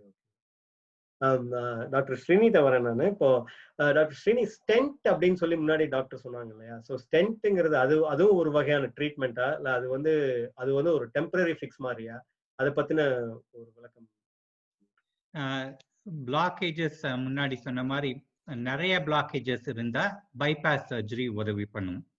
ஆனா பைபாஸ் சர்ஜரி நீங்க சொன்ன மாதிரி சில பேர் ரொம்ப நாளைக்கு ஆஸ்பத்திரியில இருக்க வேண்டியது இருக்கு. அதெல்லாம் அது ஸோ மல்டிபிள் கிராஃப்ல லெஃப்ட் மெயின்ல இருந்ததுன்னா bypass risks are outweigh by benefits. ஏன்னா சர்ஜரி போகும்போது அப்ஃப்ரண்ட் எப்போதுமே சர்ஜரி போனால் அப்ஃப்ரண்ட் ரிஸ்க் அதிகமாக இருக்கும். First few percentage death during surgery can happen. ஆனா if you have 1 or 2 blood vessels problem, then you are able to fix without going opening the chest. கால்ல இருக்க ரத்த குழாய் வழியா இல்ல கையில இருக்க ரத்த குழாய் வழியாக பின்பக்கமா ஹார்ட் வரைக்கும் போயிட்டு ஹார்ட்குள்ள ஸ்டென்ட் போடலாம். இதை நான் இங்க ஒரு இது வச்சிருக்கேன். What happens is there is a clogging of the blood vessels. இங்க பாத்தீங்கன்னா the natural blood vessels look nice and clean. Okay. When the blood vessel builds up clogs, அந்த ரத்தம் போறதுக்கான வலி கம்மி ஆயிடுது. ஓகே. அதான் பிளாக்கேஜ். இந்த பிளாக்கேஜ ரிமூவ் பண்றதுக்கு ஆன விதம் தான் இந்த ஸ்டென்ட். கால் வழியாக போய் ரத்த குழாயில ஒரு வயர் போட்டுடும். அந்த வயர் மூலமா ஒரு catheter with balloon tip and metal mesh. இந்த மெட்டல் மெஷ் தான் ஸ்டென்ட். இந்த ஸ்டென்ட்டை அந்த ரத்த குழாய் அடப்பு இருக்கிற இடத்துல கரெக்டா position X-ray radio contrast use பண்ணி பொசிஷன் பண்ணிட்டு அதுக்கு பிறகு ஒரு பலூன் அந்த பலூனை அமுக்குனா இன்ஃப்ளேட் பண்ணா இந்த ஸ்டென்ட்டை டிப்ளாய் அம்ப்ரலா மாதிரி it புஷஸ் out the stent and the stent attaches to the vessel, blood vessel wall கிட்ட அட்டாச் ஆயிடும். அதுக்கு பிறகு பலூனை கம்மி பண்ணிட்டு பலூனை இழுத்துட்டோம்னா the blood flow to the through that blood vessel is restored. இது இந்த this method is very helpful when you have usually a couple of blockages. எல்லாருக்கும் ஸ்டென்ட் ஆனா கிடையாது. ஏன்னா ஹார்ட் பிளட் வெசல் பாதிக்கிறது வந்து ஒரு பைப்ல பிளட் வெசல் கம்மியாகிறது 70% மேல பிளாக்கேஜ் இருந்தாதான் பிளட் வெசல் அந்த blood flow will be significantly affected. So anybody with less than 70% பிளாக்கேஜுக்கு தேவை கிடையாது. மோர் தென் 70%ல with more information we have come to realise இது வந்து இந்த ஸ்டென்ஸ் unless under certain circumstancesனா இப்போ உங்களுக்கு உடனடியே ஹார்ட் அட்டாக் வருது, இல்லை you have something call acute coronary syndrome, நெஞ்சு வலி விட்டு விட்டு வந்துகிட்டு இருக்கு, கிளாட்ஸ் இருக்கு ஹார்ட்ல, அந்த மாதிரி சமயத்துல ஒரு பிளாக்கேஜ் 2 பிளாக்கேஜ் இருக்கும்போது ஸ்டென்ட் போட்டா உடனே relief there is you get. அதில் உங்களுக்கு இன்னொரு பிளாக்கேஜ் பல வருஷமா இருக்கு, நெஞ்சு வலி வந்துகிட்டே இருக்கு, அந்த நெஞ்சு வலியை சரி பண்ண முடியும். இப்ப நீங்க வேற எதுக்கோ டெஸ்ட் போயிருக்கீங்க, உங்களுக்கு பிளாக்கேஜ் இருக்கான்னு செக் பண்ணும்போது பிளாக்கேஜ் இருக்கு, ஆனா உங்களுக்கு ஒரு சிம்டமும் கிடையாது, உங்களுக்கு நெஞ்சு வலி கிடையாது. அந்த மாதிரி நிலைமையில 70% மேல பிளாக்கேஜ் இருந்தாலும் இப்போதைய இருக்க ஆராய்ச்சி மூலமா benefit of stents is not there. So stent வந்து depends on whether you have symptoms and whether the clinical situation பொறுத்து we use it. Before the US stent use was very high. If the stent use has dropped dramatically. Okay. After this researches. Okay. Findings. Okay. அடுத்து நான் doctor ஆறுமுகன்ட்ட வரேன். BP பத்தி நிறைய பேசினோம். இந்த நார்மலான அதாவது நம்மளுடைய ஜெனட்டிக் குடும்பத்துல இருக்கு, அப்பா அம்மாவுக்கு இருக்கு, ஐயாவுக்கு இருந்தது, அந்த மாதிரி இது வந்து நிறைய கேள்விப்படுறோம்ல டாக்டர். இப்ப டாக்டர்கிட்ட போனாலே கேட்கறாங்க, உங்க குடும்பத்துல யாருக்காவது இருக்கா, இருந்ததுன்னா உங்களுக்கு ரிஸ்க் அதிகம்னு. அதை பத்தின உங்களுடைய இது என்ன டாக்டர்? ஸோ அந்த மாதிரி குடும்பத்துல யாருக்காவது இருந்ததுன்னா நம்ம ஏதாவது ப்ரிவென்டிவா நம்ம டே டு டே ஆக்டிவிட்டிஸ் நார்மலா பண்றது ஏதாவது ப்ரிவென்டிவான மெத்தட்ஸ் ஏதாவது இருக்கா அதை தடுக்கிறதுக்கு, வராம நம்ம ஆமா, நீங்க சொன்ன மாதிரி குடும்பத்துல இருந்தாக்க வரதுக்கு வாய்ப்பு கொஞ்சம் ஜாஸ்தி. Maybe I don't know whether it's environmental or whether it's the genetics plays a little bit of part, and environment or the food. I'm சொன்ன மாதிரி diet, exercise, smoking, these are the main things we can do to prevent. அப்புறம் வந்து அவங்க சொன்ன மாதிரி சால்ட்டையும் கொஞ்சம் குறைச்சிக்கலாம். ஏன்னா பிபி வந்து சால்ட் வந்து பிபி பேஷண்ட்டுக்கு நல்லது இல்லை. So that also goes. So these are the simple lifestyle changes we can do to change. Okay. அதாவது நீங்க ஃபுட்டு பத்தி சொன்னீங்க. ஃபுட்டு வந்து இப்ப வந்து பாத்தீங்கன்னா இப்ப இருக்க ட்ரெண்ட் பாத்தீங்கன்னா எல்லாருமே வந்து ஆர்கானிக் ஃபுட்டு சாப்பிடுறோம். ஆர்கானிக், அதாவது நான்வெஜ்ஜா இருந்தாலும் சரி, வெஜிடேரியன் இருந்தாலும் சரி, எல்லாமே ஆர்கானிக்ல வந்து அது ஏதாவது உதவி பண்ணுதா டாக்டர்? இல்ல அது வந்து வெறும் மார்க்கெட்டிங் தானா? இல்ல ஆர்கானிக் இல்ல டைரக்டா I don't think so, but there's a lot of evidence to show the vegetarian food is better. Okay. Better for heart. That's what you're saying. Yeah. For general health also. Okay. General cholesterol health and all that. Okay. Plant-based diet. Maybe doctor ஸ்ரீனிட்ட கேட்கலாம். அமெரிக்கால எப்படி doctor இது, அதாவது இந்த organic food, இந்த natural items to protect heart, what is your thoughts about it? அண்ணன் சொன்ன மாதிரி there is no real research evidence அந்த ஆர்கானிக் ஃபுட் சாப்பிட்றதுனால நீங்க ஹெல்த்தியரா இருப்பீங்கன்னு. கொஞ்சம் ஸ்டடீஸ் அந்த ஆர்கானிக் ஃபுட் ஹெல்த்தியா இருக்குதுன்றது இந்த ஆர்கானிக் லேபிள் வாங்கி சாமான் விற்கக்கூடிய ட்ரேட் அசோசியேஷன் ஃபண்டட் ரிசர்ச் தான் ஆர்கானிக் ஃபுட்னால ஹெல்த்தியா இருக்க முடியும்னு சொல்றாங்க. அது வந்து it's mostly a waste of money to buy organic. Okay.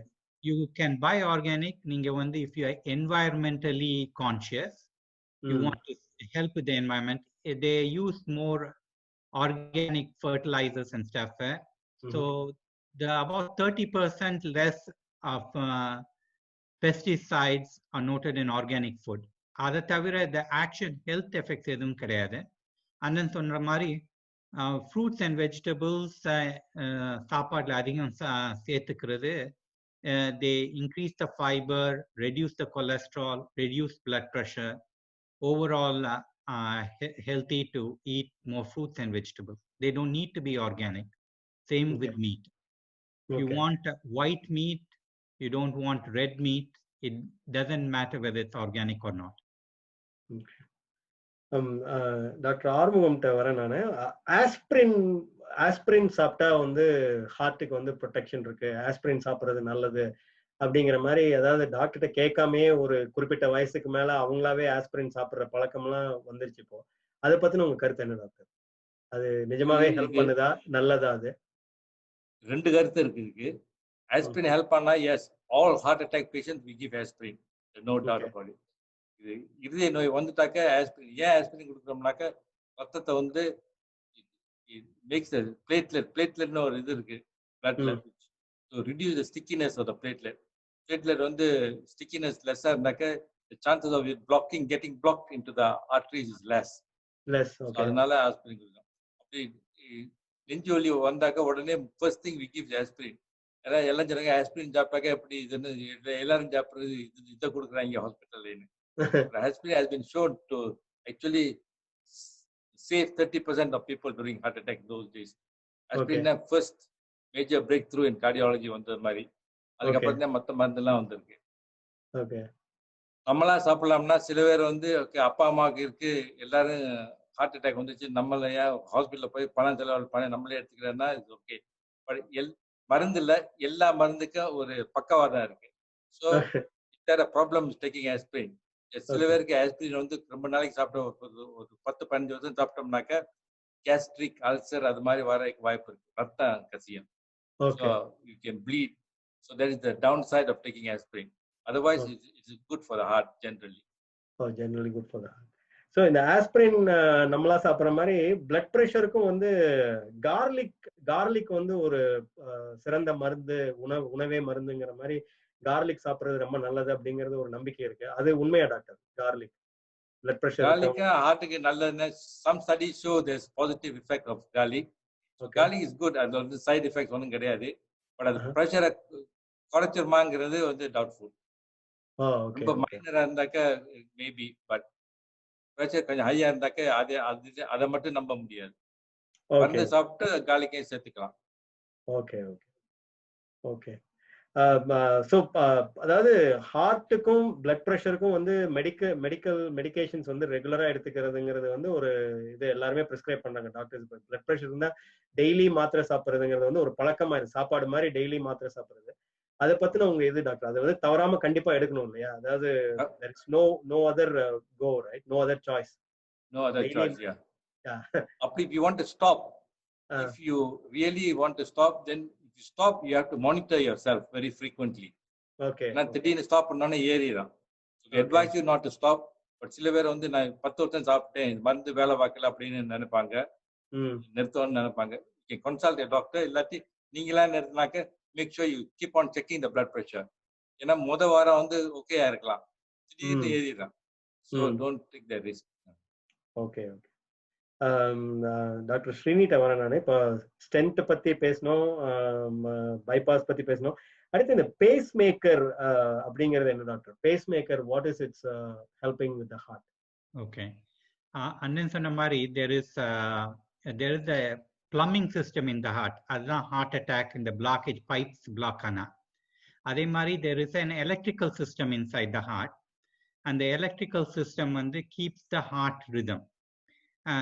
And in the heart rhythm for some reason change ஆச்சு, இல்லை for reasons arrhythmias வருது, heart rate slow ஆயிடுச்சு, bradycardiaன்ற situation. இந்த bradycardia ஓட சிம்டம்ஸ் இருந்து அதை ட்ரீட் பண்றதுக்கு யூஸ் பண்ற கருவி தான் பேஸ் மேக்கர். இந்த பேஸ் மேக்கர் ரெண்டு விதம். ஒன்று வந்து டெம்பரவரி பேஸ் மேக்கர், அதுல வந்து வெளியில இருந்து அதிக கரண்ட் கொடுத்து ஹார்ட்டை இயக்கிறதுக்கு டெம்பரவரி பேஸ் மேக்கர். இது அவசரத்துல ஆம்புலன்ஸ் இல்ல ஹாஸ்பிட்டல்ல உடனே வந்த உடனே காப்பாத்துறதுக்கு யூஸ் பண்ணலாம். பெர்மனன்ட் பேஸ் மேக்கர்ன்றது டிசீஸ் ஸ்லோவா வருது, இல்ல டெம்பரரி பேஸ் மேக்கர் போட்டுட்டு ஹார்ட்டை சரி பண்ண முடியல, அதை பெர்மனண்டா கன்வெர்ட் பண்றது. இந்த பெர்மனன்ட் பேஸ் மேக்கர் ஒரு காம்பனன்ட் வந்து ஒரு இல்ல 2 வயர் ஹார்ட்டுக்குள்ள தொட்டுட்டு அது வெயின் வழியா வெளியில இழுத்து அதுக்கு நெஞ்சு கிளாவிக்கல் போனுக்கு காலர் போனுக்கு அடியில ஒரு computer chip with battery pack இருக்கும். அந்த பேட்டரி பேக்கோட இணைச்சு ஸ்கின்னுக்கு அடியில வைப்போம். இதுக்கு பேர் பேஸ் மேக்கர். இந்த பேஸ் மேக்கர் சிப்ல இந்த வயர்ஸ் மூலமா இந்த கம்ப்யூட்டர் கேன் சென்ஸ் ஹார்ட் துடிக்குதா இல்லையான்றதை சென்ஸ் பண்ண முடியும். அதை பொறுத்து ஒரு சின்ன எலக்ட்ரிக்கல் இம்பல்ஸ் கொடுத்து ஹார்ட்டை பீட் பண்ண வைக்க முடியும். இதுல என்னன்னா இந்த பேஸ் மேக்கரோட மெயின் ஃபங்க்ஷன் என்னன்னா minimum number of beats heart எவ்வளோ பண்ணும்ன்றதை நம்ம செட் பண்ண முடியும். ஆனா இந்த பேஸ் மேக்கர் சில பேர் நினைச்சுக்கிறாங்க ஹார்ட்டை ரிதம் ரெகுலேட் பண்ணும். It cannot regulate the rhythm. Second misconception அதிகமா இருக்கிறது வந்து ஹார்ட் ரொம்ப வீக்கா இருந்தா பேஸ் மேக்கர் போட்டா ஹெல்ப் பண்ணும். அது வந்து பேஸ் மேக்கர் ஹார்ட் ரேட் கம்மியா இருந்தா ஹெல்ப் பண்ணும். ஆனா ஹார்ட்டை ஸ்ட்ராங்கா துடிக்க வைக்க முடியாது. ஓகே அண்ணன் சொன்ன மாதிரி 20% 30% வந்துருச்சுன்னா ஹார்ட் ஃபெயிலியர் வருது. You cannot correct heart failure with pacemaker. You can correct bradycardia with pacemaker. Okay thank you doctor. இப்போ அதாவது நிறைய ஹார்ட் டிசீசஸ் பத்தியும் அதனுடைய ட்ரீட்மெண்ட் பத்தியும் பார்த்தோம். இப்போ நம்மளை வாட்டிக்கிட்டு இருக்க ஒரு முக்கியமான விஷயம் கொரோனா, உலகத்தையே ஆட்டி படைச்சிட்டு இருக்கு. ஸோ அதை பத்தின ஒரு சில கேள்விகள், அதாவது ஹார்ட் பேஷண்ட்ஸுக்கும் இந்த கொரோனா வைரஸ்னால என்ன இம்ப்ளிகேஷன்ஸ் இருக்கு, ஹார்ட் பேஷண்ட்ஸுக்கு என்ன பிரச்சனைகள் இந்த கொரோனா வைரஸ், இது வந்து நார்மலா இருக்கிற சாதாரண மக்களை விட ஹார்ட் பேஷண்ட்ஸ் இன்னும் ரொம்ப ஜாக்கிரதையா இருக்கணுமா கொரோனா வைரஸ்? ஆமா, ஹார்ட் அதாவது கொரோனா வைரஸ்னால பாதிக்கப்படுறவங்களை பார்த்தீங்கன்னா வயதானவங்க, blood pressure, heart problem, kidney problem இருக்கவங்களுக்கு கொஞ்சம் சிவியரான கொரோனா வைரஸ் இன்ஃபெக்ஷன் வருது. அதனால அவங்களுடைய chance of hospital treatment, ICU stay, death எல்லாமே அதிகம். அதனால ஒருத்தருக்கு ஹை பிளட் ப்ரெஷர் இல்லை ஹார்ட் ப்ராப்ளம்ஸ் இருந்ததுன்னா எல்லாம் இந்த காமன் நடவடிக்கை, mask, washing hands, keeping distance, இதெல்லாம் and avoiding crowds or avoiding people is important. இந்த நீங்க பாத்தீங்கன்னா கொரோனா வைரஸ் வரும்போது if you have heart problem, you have a heart problem இருக்குதோ இல்லையோ ஸ்மால் ஹார்ட் மசில் டேமேஜ் ஆகிறதுக்கு வாய்ப்பு இருக்கு இந்த கொரோனா வைரஸ்னால. Okay okay okay doctor Arumugam அண்ணன்ட்ட வரேன் நான். மலேசியாவில் வந்து கொரோனா வைரஸ் வந்து ஓரளவுக்கு கம்மியாகவும் சீக்கிரமாவே கட்டுப்பாடுலையும் வந்துருச்சு. அங்க எப்படி டாக்டர் உங்களுடைய இது இப்ப ஹார்ட் பேஷண்ட்ஸ்க்குலாம் நீங்க என்ன ஸ்பெஷலா ஏதாவது கொரோனா வைரஸ்ல இருந்து பாதுகாக்கிற மாதிரி ஏதாவது ட்ரீட்மெண்ட் ஏதாவது இருக்கா ஹார்ட் பேஷண்ட்ஸ் மெயினா? என்ன மாதிரி நடவடிக்கைகள் ட்ரீட்மெண்ட் ஹார்ட் பேஷண்ட்க்கு என்ன தனியா ஒன்றும் கிடையாது. ஆனா இங்க வந்து எல்லா all the corona patients R concentrated in 1 or 2 hospitals. Okay. Each town. So அவங்க தான் பாத்துக்கிறாங்க. So what we find is மத்த கொரோனா வர ஆளுக்கு வந்து ஆக்சிஜன் கொஞ்சம் குறையும் பிளட்ல. So சாதாரணமா if you are healthy otherwise கொஞ்சம் குறைஞ்சாக்க you can be able to take it and you be able to manage. But heart patient உள்ள ஆளுக்கு கொஞ்சம் குறைஞ்சாலுமே then it makes it worse. So என்ன பண்றாங்கன்னா முதல்ல கொரோனா வர ஆளுக்கு ஆக்சிஜனை முதல்ல ஆரம்பிச்சிடுறாங்க. Without putting them on ventilator, just give them high flow oxygen through the nose, through tubes and all this. So in that way, anybody who's got some other disease, because the corona comes, it puts more stress on the body, for the person is unable to cope. So US death rate very high, usually the elderly people in the elderly homes and all that. இங்க வந்து அவ்வளோ elderly people homes கிடையாது. அதனால our death not too bad. So இப்போ ஏற்கனவே இப்போ heart block இருக்கிறவங்களுக்கு, heart week heart இருக்கிறவங்களுக்கு, ஹார்ட் அட்டாக் ஏற்கனவே வந்தவங்களுக்கு வந்து கொரோனா வர்றதுக்கான சாத்தியக்கூறுகள் அதிகம் அப்படின்னு ஏதாவது இருக்காது? இல்ல அவங்களுக்கும் மற்றவங்க மாதிரி அவங்களுக்கு வார ஒரே மாதிரி தான், வந்த உடனே கொஞ்சம் ட்ரீட்மெண்ட் கொஞ்சம் ஏர்லியா பார்த்துக்கணும். ட்ரீட்மெண்ட் ஏர்லியா பார்த்துக்கணும். ஓகே. ஏன்னா அவங்க இன்னும் கொஞ்சம் ஏற்கனவே இந்த கண்டிஷன்ஸ் இருக்கிறதுனால இன்னும் வீக்கா இருக்கும் அவங்களுடைய. ஓகே. டாக்டர் ஸ்ரீனிவாசன் வரேன் நான். கொரோனா லங் இன்ஃபெக்ஷன் அப்படின்னு, கொரோனா வந்தா லங் இன்ஃபெக்ஷன் ஆகுது அப்படிங்கிறது வந்து எல்லாருக்கும் இப்போ ஓரளவுக்கு அவேர்னஸ் வந்துருச்சு. ஆனா அது ஹார்ட்டையும் பாதிக்குமா டாக்டர்? அதாவது lung infection is couple together with heart also, is that the way it is? இது ரெண்டு விதமா you can look at it. ஒன்னு வந்து corona virus affects the heart directly. அதாவது 1 in 3 to 10 chance of having heart muscle damage as measured by in the enzymes. அண்ணன் சொன்ன மாதிரி enzymes leak on muscle damage ஆனா about 20% of the patients வரைக்கும் you can see இந்த troponin என்ற elevations இருக்கக்கூடிய வாய்ப்பு இருக்கு. ஏன் பாதிக்குதுன்னா இந்த ஸ்பைக் புரோட்டீன் இந்த வைரஸ் உள்ளது ஏஸ் என்ற ரிசெப்டர்ஸை அட்டாக் பண்ணுது. லங்ஸ்ல அது மாதிரி தான் அட்டாக் பண்ணி என்டர் பண்ணுது. ஹார்ட்லயும் நிறைய ஏஸ் ரிசெப்டர்ஸ் இருக்கு. இந்த அந்த வைரஸுக்குள்ள ரெஸ்பான்ஸும் இந்த cytokines can damage the heart muscle. அது மயோகார்டைட்டிஸ்னா you can cause inflammation of the muscles. Also இந்த oxygen level drops. Oxygen supply demand mismatch ஆகிறதுக்கு ஆக்சிஜன் லெவல் பிளட்ல இருந்தால் there is higher chance of mismatch. ரெண்டாவது இந்த பிளாக்ஸ் எல்லாம் கொஞ்சம் அன்ஸ்டேபிள் ஆகிறதுக்கு இந்த virus can make the blocks unstable. பல காரணங்கள்னால இந்த patients with corona can have heart muscle damage. அப்புறம் then in terms of how lung damage is attach to the ஹார்ட்னா the heartல ரெண்டு பக்கம் இருக்கு. The right side of the heart is what pumps the blood, the whole body's blood to the lungs, so that oxygen lungsல இருந்து oxygen எடுத்துட்டு left sideக்கு வருது, left sideல இருந்து whole bodyக்கு போகுது. So the right side of the heart is affected by conditions that affect the lung. இப்ப லங்ல ரெண்டு லங்லயும் infection, pneumonia இல்ல இந்த respiratory distress சிண்ட்ரோம்ன்றாங்க. அதான் அந்த most severe effect of corona virus in the lungs. அந்த ARDS வரும்போது it puts a strain on the right side of the heart. Okay. So in a way lung infection is coupled to heart, but heart can also be directly affected. Okay okay. So இந்த நீங்க சொன்ன மாதிரி muscle damage ஆச்சுன்னா heart attack வர்றதுக்கான வாய்ப்புகள் அதிகம் இல்லையா? அவங்க நிறைய பேருக்கு இந்த மசில் டேமேஜ் இருக்கு, அதனால ஹார்ட் அட்டாக் மாதிரி தெரியுது. ஸோ செவரல் பேஷண்ட்ஸ் வந்து initially diagnose like heart attack போய் இந்த ஹார்ட் கேத்தட்ரைசேஷன் பண்ணும்போது பிளட் வெசல்ஸ் எல்லாம் கம்ப்ளீட்லா நார்மலா இருக்குன்னு ஆரம்பத்திலேயே தெரிய வந்துச்சு. அப்புறம் ரிசர்ச் எதனால damage ஆகுதுன்றதுக்கு they have found several possible mechanisms. Okay, okay, okay. Just to put it into perspective, எல்லா வைரல் டிசீஸும் வந்தாக்க ஹார்ட் மசில் அட்டாக் மயோகார்டைட்டிஸ் வரலாம். So corona is type of virus. So like that மயோகார்டைட்டிஸ்லாம் இதுலேயே வர்றதுக்கு வாய்ப்பு ரொம்ப ஜாஸ்தியாக. Okay, okay. It's not a special kind of virus. It's a special kind of virus, but it's a virus. Yeah, it's a virus. Yeah, special, really special kind of virus.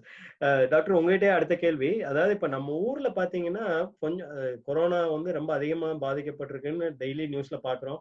ஆனா நம்ம elderly நகரத்தார்ஸ் எல்லாம் வந்து பாத்தீங்கன்னாக்க கல்யாணம் காட்சி அதெல்லாம் நடந்துகிட்டு தான் இருக்கு. ஊர்ல எல்லாம் போயிட்டு வந்துட்டு தான் இருக்காங்க. கொஞ்சம் பேர் சோசியல் டிஸ்டன்சிங் ஃபாலோ பண்றாங்க, மாஸ்க் போட்டுக்கிட்டு எல்லாம் பண்றாங்க. சில பேர் அதை பண்றது இல்லை. ஸோ அதை பத்தின உங்க கருத்து என்ன டாக்டர்? அதாவது நம்ம வந்து அறியாமையில இதை பண்ணிட்டு இருக்கோமா, இல்ல நம்மளுக்கு வந்து அந்த ஹெர்ட் இம்யூனிட்டிங்கிறது வந்து ஒரு பாதுகாப்பா இருக்கா, அதனாலதான் மக்கள் இப்படி பண்ணிட்டு இருக்காங்களா? நம்ம நகரத்தார் மக்களுக்கு ஏதாவது உங்களுடைய அறிவுரை ஏதாவது இருக்கா? இந்த ஹெர்ட் இம்யூனிட்டி வர்றதுக்கு நாளாகும். இப்போ வந்து நம்ம ஆரம்பத்துல பிப்ரவரியில ஹெர்ட் இம்யூனிட்டி பத்தி யோசிக்கலாம். இப்ப இந்த நெக்ஸ்ட் ஃபியூ மந்த்ஸ் நமக்கு வேக்சின் வர்றதுக்கு வாய்ப்பு இருக்கு. இந்தியாவிலேயே பல வேக்சின்ஸ், யூஎஸ்லயும் பல வேக்சின்ஸ் ட்ரையல் இருக்கு. அதனால ஹெர்ட் இம்யூனிட்டியை எதிர்பார்த்துக்கிட்டு பண்ணாம வைரஸ் வராம தவிர்க்கிறது தான் பெஸ்ட். வைரஸ் வந்துச்சுன்னா வயதானவங்களுக்கும் மற்றவங்களுக்கும் ரிஸ்க் அதிகம். அப்படி இருக்கும்போது அன்னெசரி ரிஸ்க் எடுக்காம, அன்னெசரியா கூட்டங்கள்ல போகாம, தேவையான பொருட்களுக்கு மட்டும் மாஸ்க் வேர் பண்ணிட்டு washing hands, distance, social distance வச்சுக்கிறது தான் ஸ்மார்ட் வே டு டூ. ஆனா people are getting tired of the lockdown, அதனால they are crossing the things. It's not helpful. It's going to cause more trouble. Okay, thank you doctor. Arumugan, நீங்க உங்களுடைய பார்வையில் அதை எப்படி பாக்குறீங்க? மலேசியால எப்படி இருக்கு? மக்கள் வந்து அதான் நம்ம நகரத்தார்கள் அதை வந்து சீரியஸா எடுத்துக்கிட்டு எல்லாம் ஃபாலோ பண்ணி பண்றாங்களா, இல்ல ஜெனரல் திங்ஸ் ஃபாலோ தான் பண்றாங்க? இப்ப இங்க வந்து they are very strict. Mask போடாட்டி ஃபைன் 1000 ringgit straight away. ஏன்னா இப்ப நம்ம வந்து இந்த கோயில்களுக்கு போறதும் நம்ம நகரத்தார்களோட வாழ்க்கையில இன்றியமையாத ஒன்று. கோயிலுக்கு போறவங்க இருக்காங்க, எந்த ஒரு விசேஷனாலும் நம்ம கோயிலுக்கு போகாம இருக்க முடியாது. இப்ப அதுவும் வந்து கட்டுப்பாடு வந்ததுல இருந்து மன உளைச்சல் ஆளாயிட்டாங்க மக்கள். சோ அதுல இருந்து இப்ப கொஞ்சம் கொஞ்சமா வரும்போது நம்ம போற மாதிரி தான் வருது. சோ கோயிலுக்கு போறது ஆனா குறைஞ்சிச்சு. ஒரு தவணைக்கு இவ்வளவு பேர் தான் கோயில் இருக்கான்னு கவர்மெண்ட் வந்து கைட்லைன்ஸ் கொடுத்துருக்காங்க. இப்ப போகும்போது எல்லாரும் ரிஜிஸ்டர் பண்ணிட்டு தான் போகணும், எல்லாம் மாஸ்க் போட்டு தான் போகணும். அது மாதிரி முந்தி நினைச்ச மாதிரி தினசரி வாரம் கோயிலுக்கு போக முடியாது. ஏதாச்சும் ஃபங்க்ஷன் இருந்தா தான் போறது. அதுவும் அந்த very great control. Okay doctor, இந்த எக்மோ ட்ரீட்மெண்ட் பத்தி என்ன டாக்டர்? இது வந்து இந்த கொரோனா பேஷண்ட்ஸ்க்கு வந்து நம்ம கேள்விப்படுறோம் எக்மோன்னு சொல்லி, அது ஹார்ட் ரிலேட்டட் ட்ரீட்மெண்ட். அது எக்மோங்கிறது ECMO treatment, ECMO ECMO treatment. Doctor Srini உங்களுக்கு எக்மோன்றது it's like outside heart lung bypass machine மாதிரி. Extracorporeal membrane oxygenator. இதுல ஒரு பம்ப் இருக்கு. ரெண்டாவது அது பிளட் எடுத்து அதுல ஆக்சிஜனை போட்டு திருப்பி பாடிக்குள்ள போட்டுரும். பெரிஃபரலா பைப்ல கனெக்ட் பண்ணிட்டு outside the body. It can support the heart and lung function for temporary basis. Okay. So it is used in the US severe cases la, and it will be tiding like a ventilator mari. It's like a supportive measure avanga recover ஆற வரைக்கும். Okay okay. So அது வந்து மெயினா heart patients தான் use பண்றாங்க. Corona வந்த heart பேஷண்ட்ஸ்க்கு இது யூஸ் பண்றாங்க இல்லையா? It will work for supplementing the lung function too. ஏன்னா it oxygenates the blood. Oxygenates the blood. Okay. Thank you doctor. இது ஆக்ஸிஜனை நேரா பிளட் கொடுக்கிறது. ஓகே. டாக்டர் ஆறுமுகம் அண்ணன்ட்ட ஒரு கேள்வி. அதாவது இந்த கொரோனா வந்துட்டு ரிகவர் ஆன பேஷண்ட்ஸ் இருக்காங்களா டாக்டர்? ரிகவர் ஆன பேஷண்ட்ஸ் பத்தின ஒரு பார்வை, அதாவது சமூகத்துல வந்து ஒரு பயம், ஒரு பார்வை இருக்கு. அதை பத்தி அதாவது அவங்க வந்து அப்சல்யூட்லி நார்மலான பீப்புள் தானே. ஐ மீன் ரிகவர் ஆகி வந்ததுக்கு அப்புறம் ஒன்றும் பயப்படுறதுக்கு ஒன்றும் இல்லையா? அவங்க கிட்ட இருந்து பரவுறதுக்கோ அவங்க கிட்ட இருந்து தொற்றுறதுக்கோ ஒண்ணுமே இல்லை இல்லையா? Technically yes, that should be correct. Okay. ஆனா சமூகத்துல வந்து பார்வை வந்து ஒரு வேற மாதிரி தான் போயிட்டு இருக்கு. ஒரு பயம், ஒரு அது மாதிரி தான் இப்ப HIV வரும்போது அப்படிதான் இருந்துச்சு. ரொம்ப HIV is not still can spread. இது வந்து as far as we know now, வந்துட்டு போயிட்டாக்க there's no chance of you after 14 days if you okay, then there's no chance of you spreading it. because உங்க பாடியில virus கிடையாது, அப்புறம் antibody தானே இருக்கு. ஆமா ஆமா ஆமா. ஆனா அதாவது இப்ப அவங்களுக்குமே வந்து அது ரிகவர் ஆகி வந்ததுக்கு அப்புறம் ஏதாவது டேக் கேர் பண்ண வேண்டியது எதாவது இருக்குமா, இல்ல அவங்களுக்கு ஆட்டோமேட்டிக்கா இம்யூனிட்டி வந்துடுற மாதிரி எடுத்துக்கலாம் மாட்டாங்க?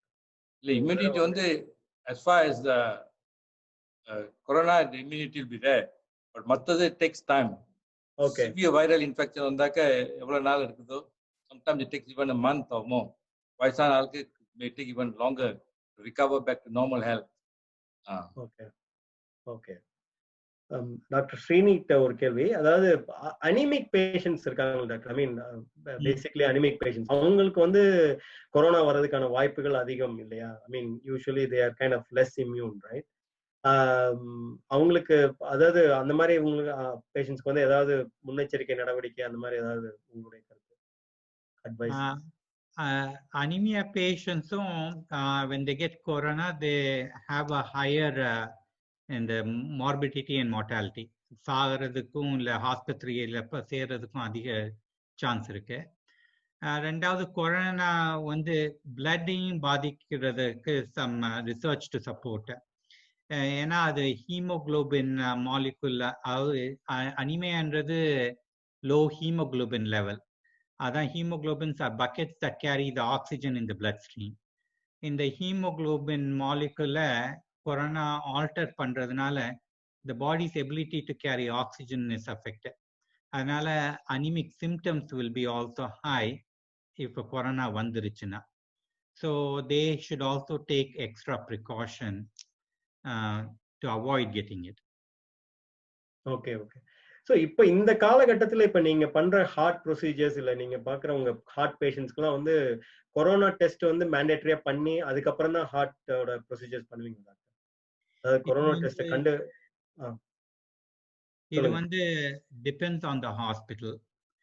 நான் ஒரு 2 ஹாஸ்பிட்டல் போறேன். It's also the situation is also fluid because the test availability is difficult. அதனால the initial plan வந்து அவுட் பேஷண்ட்ஸா இருந்தா டெஸ்ட்டை போஸ்ட் பண்ண முடியும்னா they are initially planning to do corona test before cardiac testing. But நடைமுறையில கொண்டு வர்றதுக்கு கொஞ்சம் சிரமமா இருக்கு. In one hospital they do the corona test. அதுக்கு ஒரு 4-5 நாள் முன்னாடியே வர சொல்லி அந்த டெஸ்ட் பண்ணி டெஸ்ட் சில சமயம் வர்றதுக்கு 2-3 நாள் ஆகுது. பட் அவுட் பேஷண்ட்ஸுக்கு அந்த மாதிரி பண்ண முடியும். இப்போ நீங்க இன் பேஷண்ட் ஆயிட்டீங்க, உங்களுக்கு நிறைய சிம்டம்ஸ் இருக்கு, ஆஸ்பத்திரியில அட்மிட் ஆன பிறகு கொரோனா டெஸ்ட் வர்றதுக்கு நாள் ஆகும்னா கொரோனா டெஸ்ட் வாய்ப்பு கம்மியா இருந்தா சில சமயம் பண்றது கிடையாது. இப்போ ஒரு ஸ்ட்ரெஸ் டெஸ்ட் தேவை, அவங்களுக்கு நெஞ்சு வலி மட்டும் இருக்கு, கொரோனா சிம்டம்ஸ் இல்லைன்னா we are not constantly all the time, case by case basisல we are making decision. But இன்னொரு ஆஸ்பத்திரியில anybody who gets admitted gets a corona test. But again we are not able to get the test results. அதனால there is some exposure எல்லாருக்கும். Health care workers வந்து every patient ஓட they have to treat as if they may have corona. Corona positive ஆனவங்களுக்கு we are using stronger PPE in the N95 mask and certain things. But all patients கொஞ்சம் we are taking precautions. And all the hospitals avoiding visitors. உங்க relatives சிக்கா இருந்தா நீங்க போய் பார்க்க முடியல. To some extent சில anxiety உள்ள patients they avoid automatic hospital other admissions are reduced because of it. Okay, thank you doctor. Doctor ஆறுமுகண்ணன்ட்ட வரேன் நான். மலேசியால எப்படி டாக்டர் இருக்கு? நீங்க வந்து ஹார்ட் ப்ரொசீஜர்ஸ் ஆரம்பிக்கிறதுக்கு முன்னாடி கொரோனா டெஸ்ட் கண்டிப்பா பண்றீங்களா? டெஸ்ட் பண்ணி நெகட்டிவா இருந்தா பிரைவேட் ஹாஸ்பிடல்ல அட்மிட் பண்ணோம், இல்லாட்டி அட்மிட் பண்ணவே கிடையாது. Okay so that's a mandatory requirement. Okay, நம்ம வந்து அதாவது கேள்வி பதில் கிட்டத்தட்ட எல்லா கேள்விகளுக்கும் வந்து பதில் வந்துருச்சு. ஸோ இப்போ நிகழ்ச்சியின் நிறைவு பகுதி மாதிரி வந்துட்டோம் நம்ம. அதுக்கு முன்னாடி வந்து டாக்டர் உங்களோட பர்சனல் பர்சனல் லைஃப் பத்தி கொஞ்சம் நேயர்களுக்கு சொல்ல முடியுமா? உங்களுடைய குடும்பம், உங்களுடைய குழந்தைகள் பத்தி.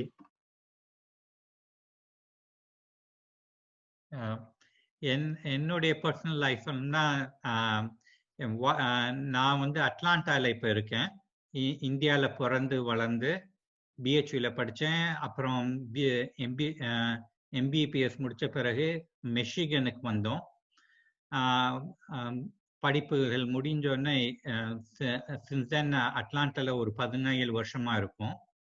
என் ஒய்ஃப் வந்து கேஸ்ட்ரோஎன்ட்ராலஜி, அதனால 2 பேரும் மருத்துவத்துறையிலே வேலை செய்கிறோம். பிள்ளைகளை எனக்கு 3, கார்த்திக், அர்ஜுன், ஆனந்த். கார்த்திக் பிஹெச்டி சிகாகோவில் பண்ணி கொண்டிருக்கிறான்.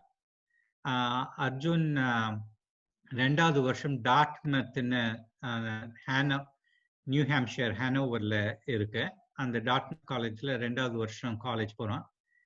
சின்ன பையன் ஹை ஸ்கூல் இந்த கடைசி வருஷம் இந்த வருஷம். ஓகே, நன்றி டாக்டர். ஸோ நீங்க வந்து ஒரு மருத்துவ குடும்பம், ஆனா உங்க பிள்ளைங்க யாரும் இந்த மருத்துவத்துக்குள்ள வரல இல்லையா? ஆமா. Okay, very good. டாக்டர் ஆறுமுகண்ணன் நீங்க? ஓகே, நான் வந்து படித்தது வந்து சொன்ன மணிப்பாலில் படித்தேன். மணிப்பாலில் படிச்சுட்டு மலேசியாவில் ஒரு சில வருடங்கள் வேலை பார்த்துக்கிட்டு அப்புறம் லண்டன் போயிருந்தேன் ஒரு 10 years. Post graduation internal medicine, அதுக்கப்புறம் கார்டியாலஜி பண்ணேன். கார்டியாலஜி வந்து லிவர்பூலுங்கிறது ப்ராட் கிரீன் ஹாஸ்பிட்டலில் பண்ணேன் 3 இயர்ஸ்க்கு.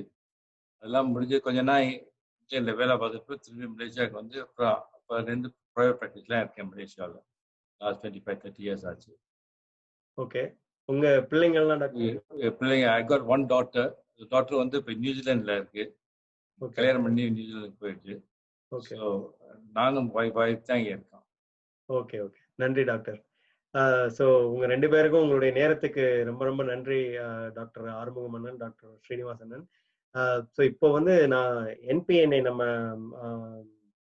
வட அமெரிக்க மற்றும் உலக நகரத்தார் மருத்துவர் சங்கம் என்பிஎன்ஏன்னு நம்ம சொல்றோம், ஐஎன்பிஎன்ஏ, அதனுடைய தலைவர் பிரசிடென்ட் டாக்டர் பழனியப்பனை அழைக்கின்றேன் ஒரு க்ளோசிங் கமெண்ட்ஸ் கொடுக்கறதுக்கும், அடுத்து என்னென்ன நிகழ்ச்சிகள் நம்ம என்பிஎன்ஏ என்ஹெச்சி மூலமா வரப்போகுதுங்கிறது அது ஒரு சும்மா ஒரு வரையறை காட்டுவதற்காக.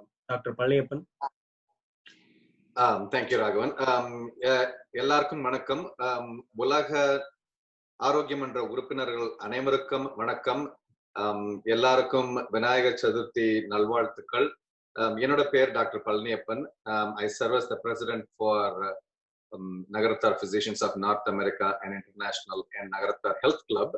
And INPNA and NHC சார்பாக டாக்டர் ஆறுமுகம் அண்ணனுக்கும் டாக்டர் ஸ்ரீனிவாசன் அண்ணன் அவர்களுக்கும் நன்றிகளை தெரிவித்துக் கொள்கிறேன். They have taken their time. Really appreciate. They are really experts on their own field. I want to thank both of them. And INPNA and NHC rendu vandu it is a charitable organization, non-profit charitable organization. It is officially registered in the United States and headquarters in the United States. And we also have a registered office and registered in India. And it's run by Nagarattar doctors globally. உலகத்துல இருக்க எல்லா நகரத்தார் மருத்துவர்களும் இதுல இருக்காங்க. பல நாடுகள்ல இருக்க நகரத்தார் மருத்துவர்கள் இருக்காங்க. எல்லாருமே சேர்ந்து ரன் பண்ற மருத்துவ அமைப்பு நம்ம நகரத்தாரோட மருத்துவ அமைப்பு. இதன் மூலமாக நகரத்தார் ஆரோக்கிய மன்றத்தை நடத்துறோம். அது வழியாக இந்த மாதிரி விழிப்புணர்வு ப்ரோக்ராம்ஸ், அவேர்னஸ் ப்ரோக்ராம்ஸ் பல ஸ்பெஷாலிட்டிஸ்லயும் கொண்டுட்டு வர்ற பிளான் இருக்கு. அதனோட தொடக்கமா இந்த சாய் அண்ட் சாட்ங்கிற ப்ரோக்ராம் மிகச்சிறந்த முறையில் ராகவன் அவர்கள் நடத்தி கொடுத்திருக்கிறார்கள். மிக்க நன்றி. டிஜிட்டல் ப்ரோக்ராம்ஸ், டைரக்ட் ப்ரோக்ராம்ஸ், 2 விதமான ப்ரோக்ராம்ஸ். டிஜிட்டல் ப்ரோக்ராம் இப்ப இந்த நீங்க பாக்குற சாய் அண்ட் சாட் இல்ல அதுக்கு முன்னாடி வந்து பண்ணின வெபினார்ஸ் எல்லாம், அடுத்தது வந்து வார் ஆன் கொரோனான்னு சொல்லிட்டு இப்போ இந்தியாலையும் தென் பகுதிகளிலையும் நம்ம நகரத்தார் பகுதிகளிலையும் கொரோனா தாக்கம் இருந்துகிட்டே இருக்கு.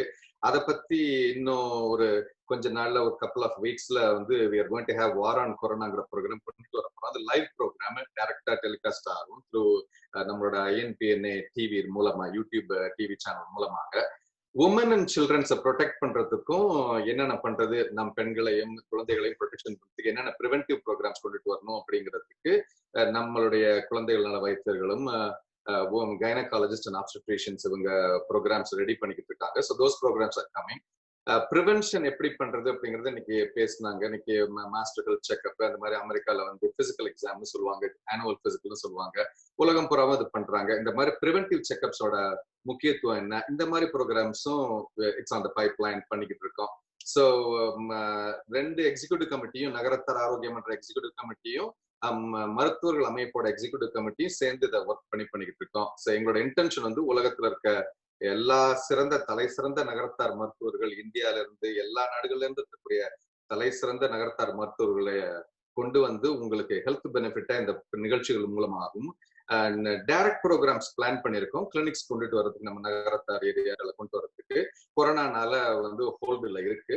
ஸோ டிஜிட்டல் ப்ரோக்ராம்ஸ் வந்து கண்டினியூ பண்றதா plan. So it is very important to wear a mask and clean the hands. எல்லாருக்கும் நம்ம எல்லாருக்குமே ரிஸ்க் எந்நேரமும் இருக்கு.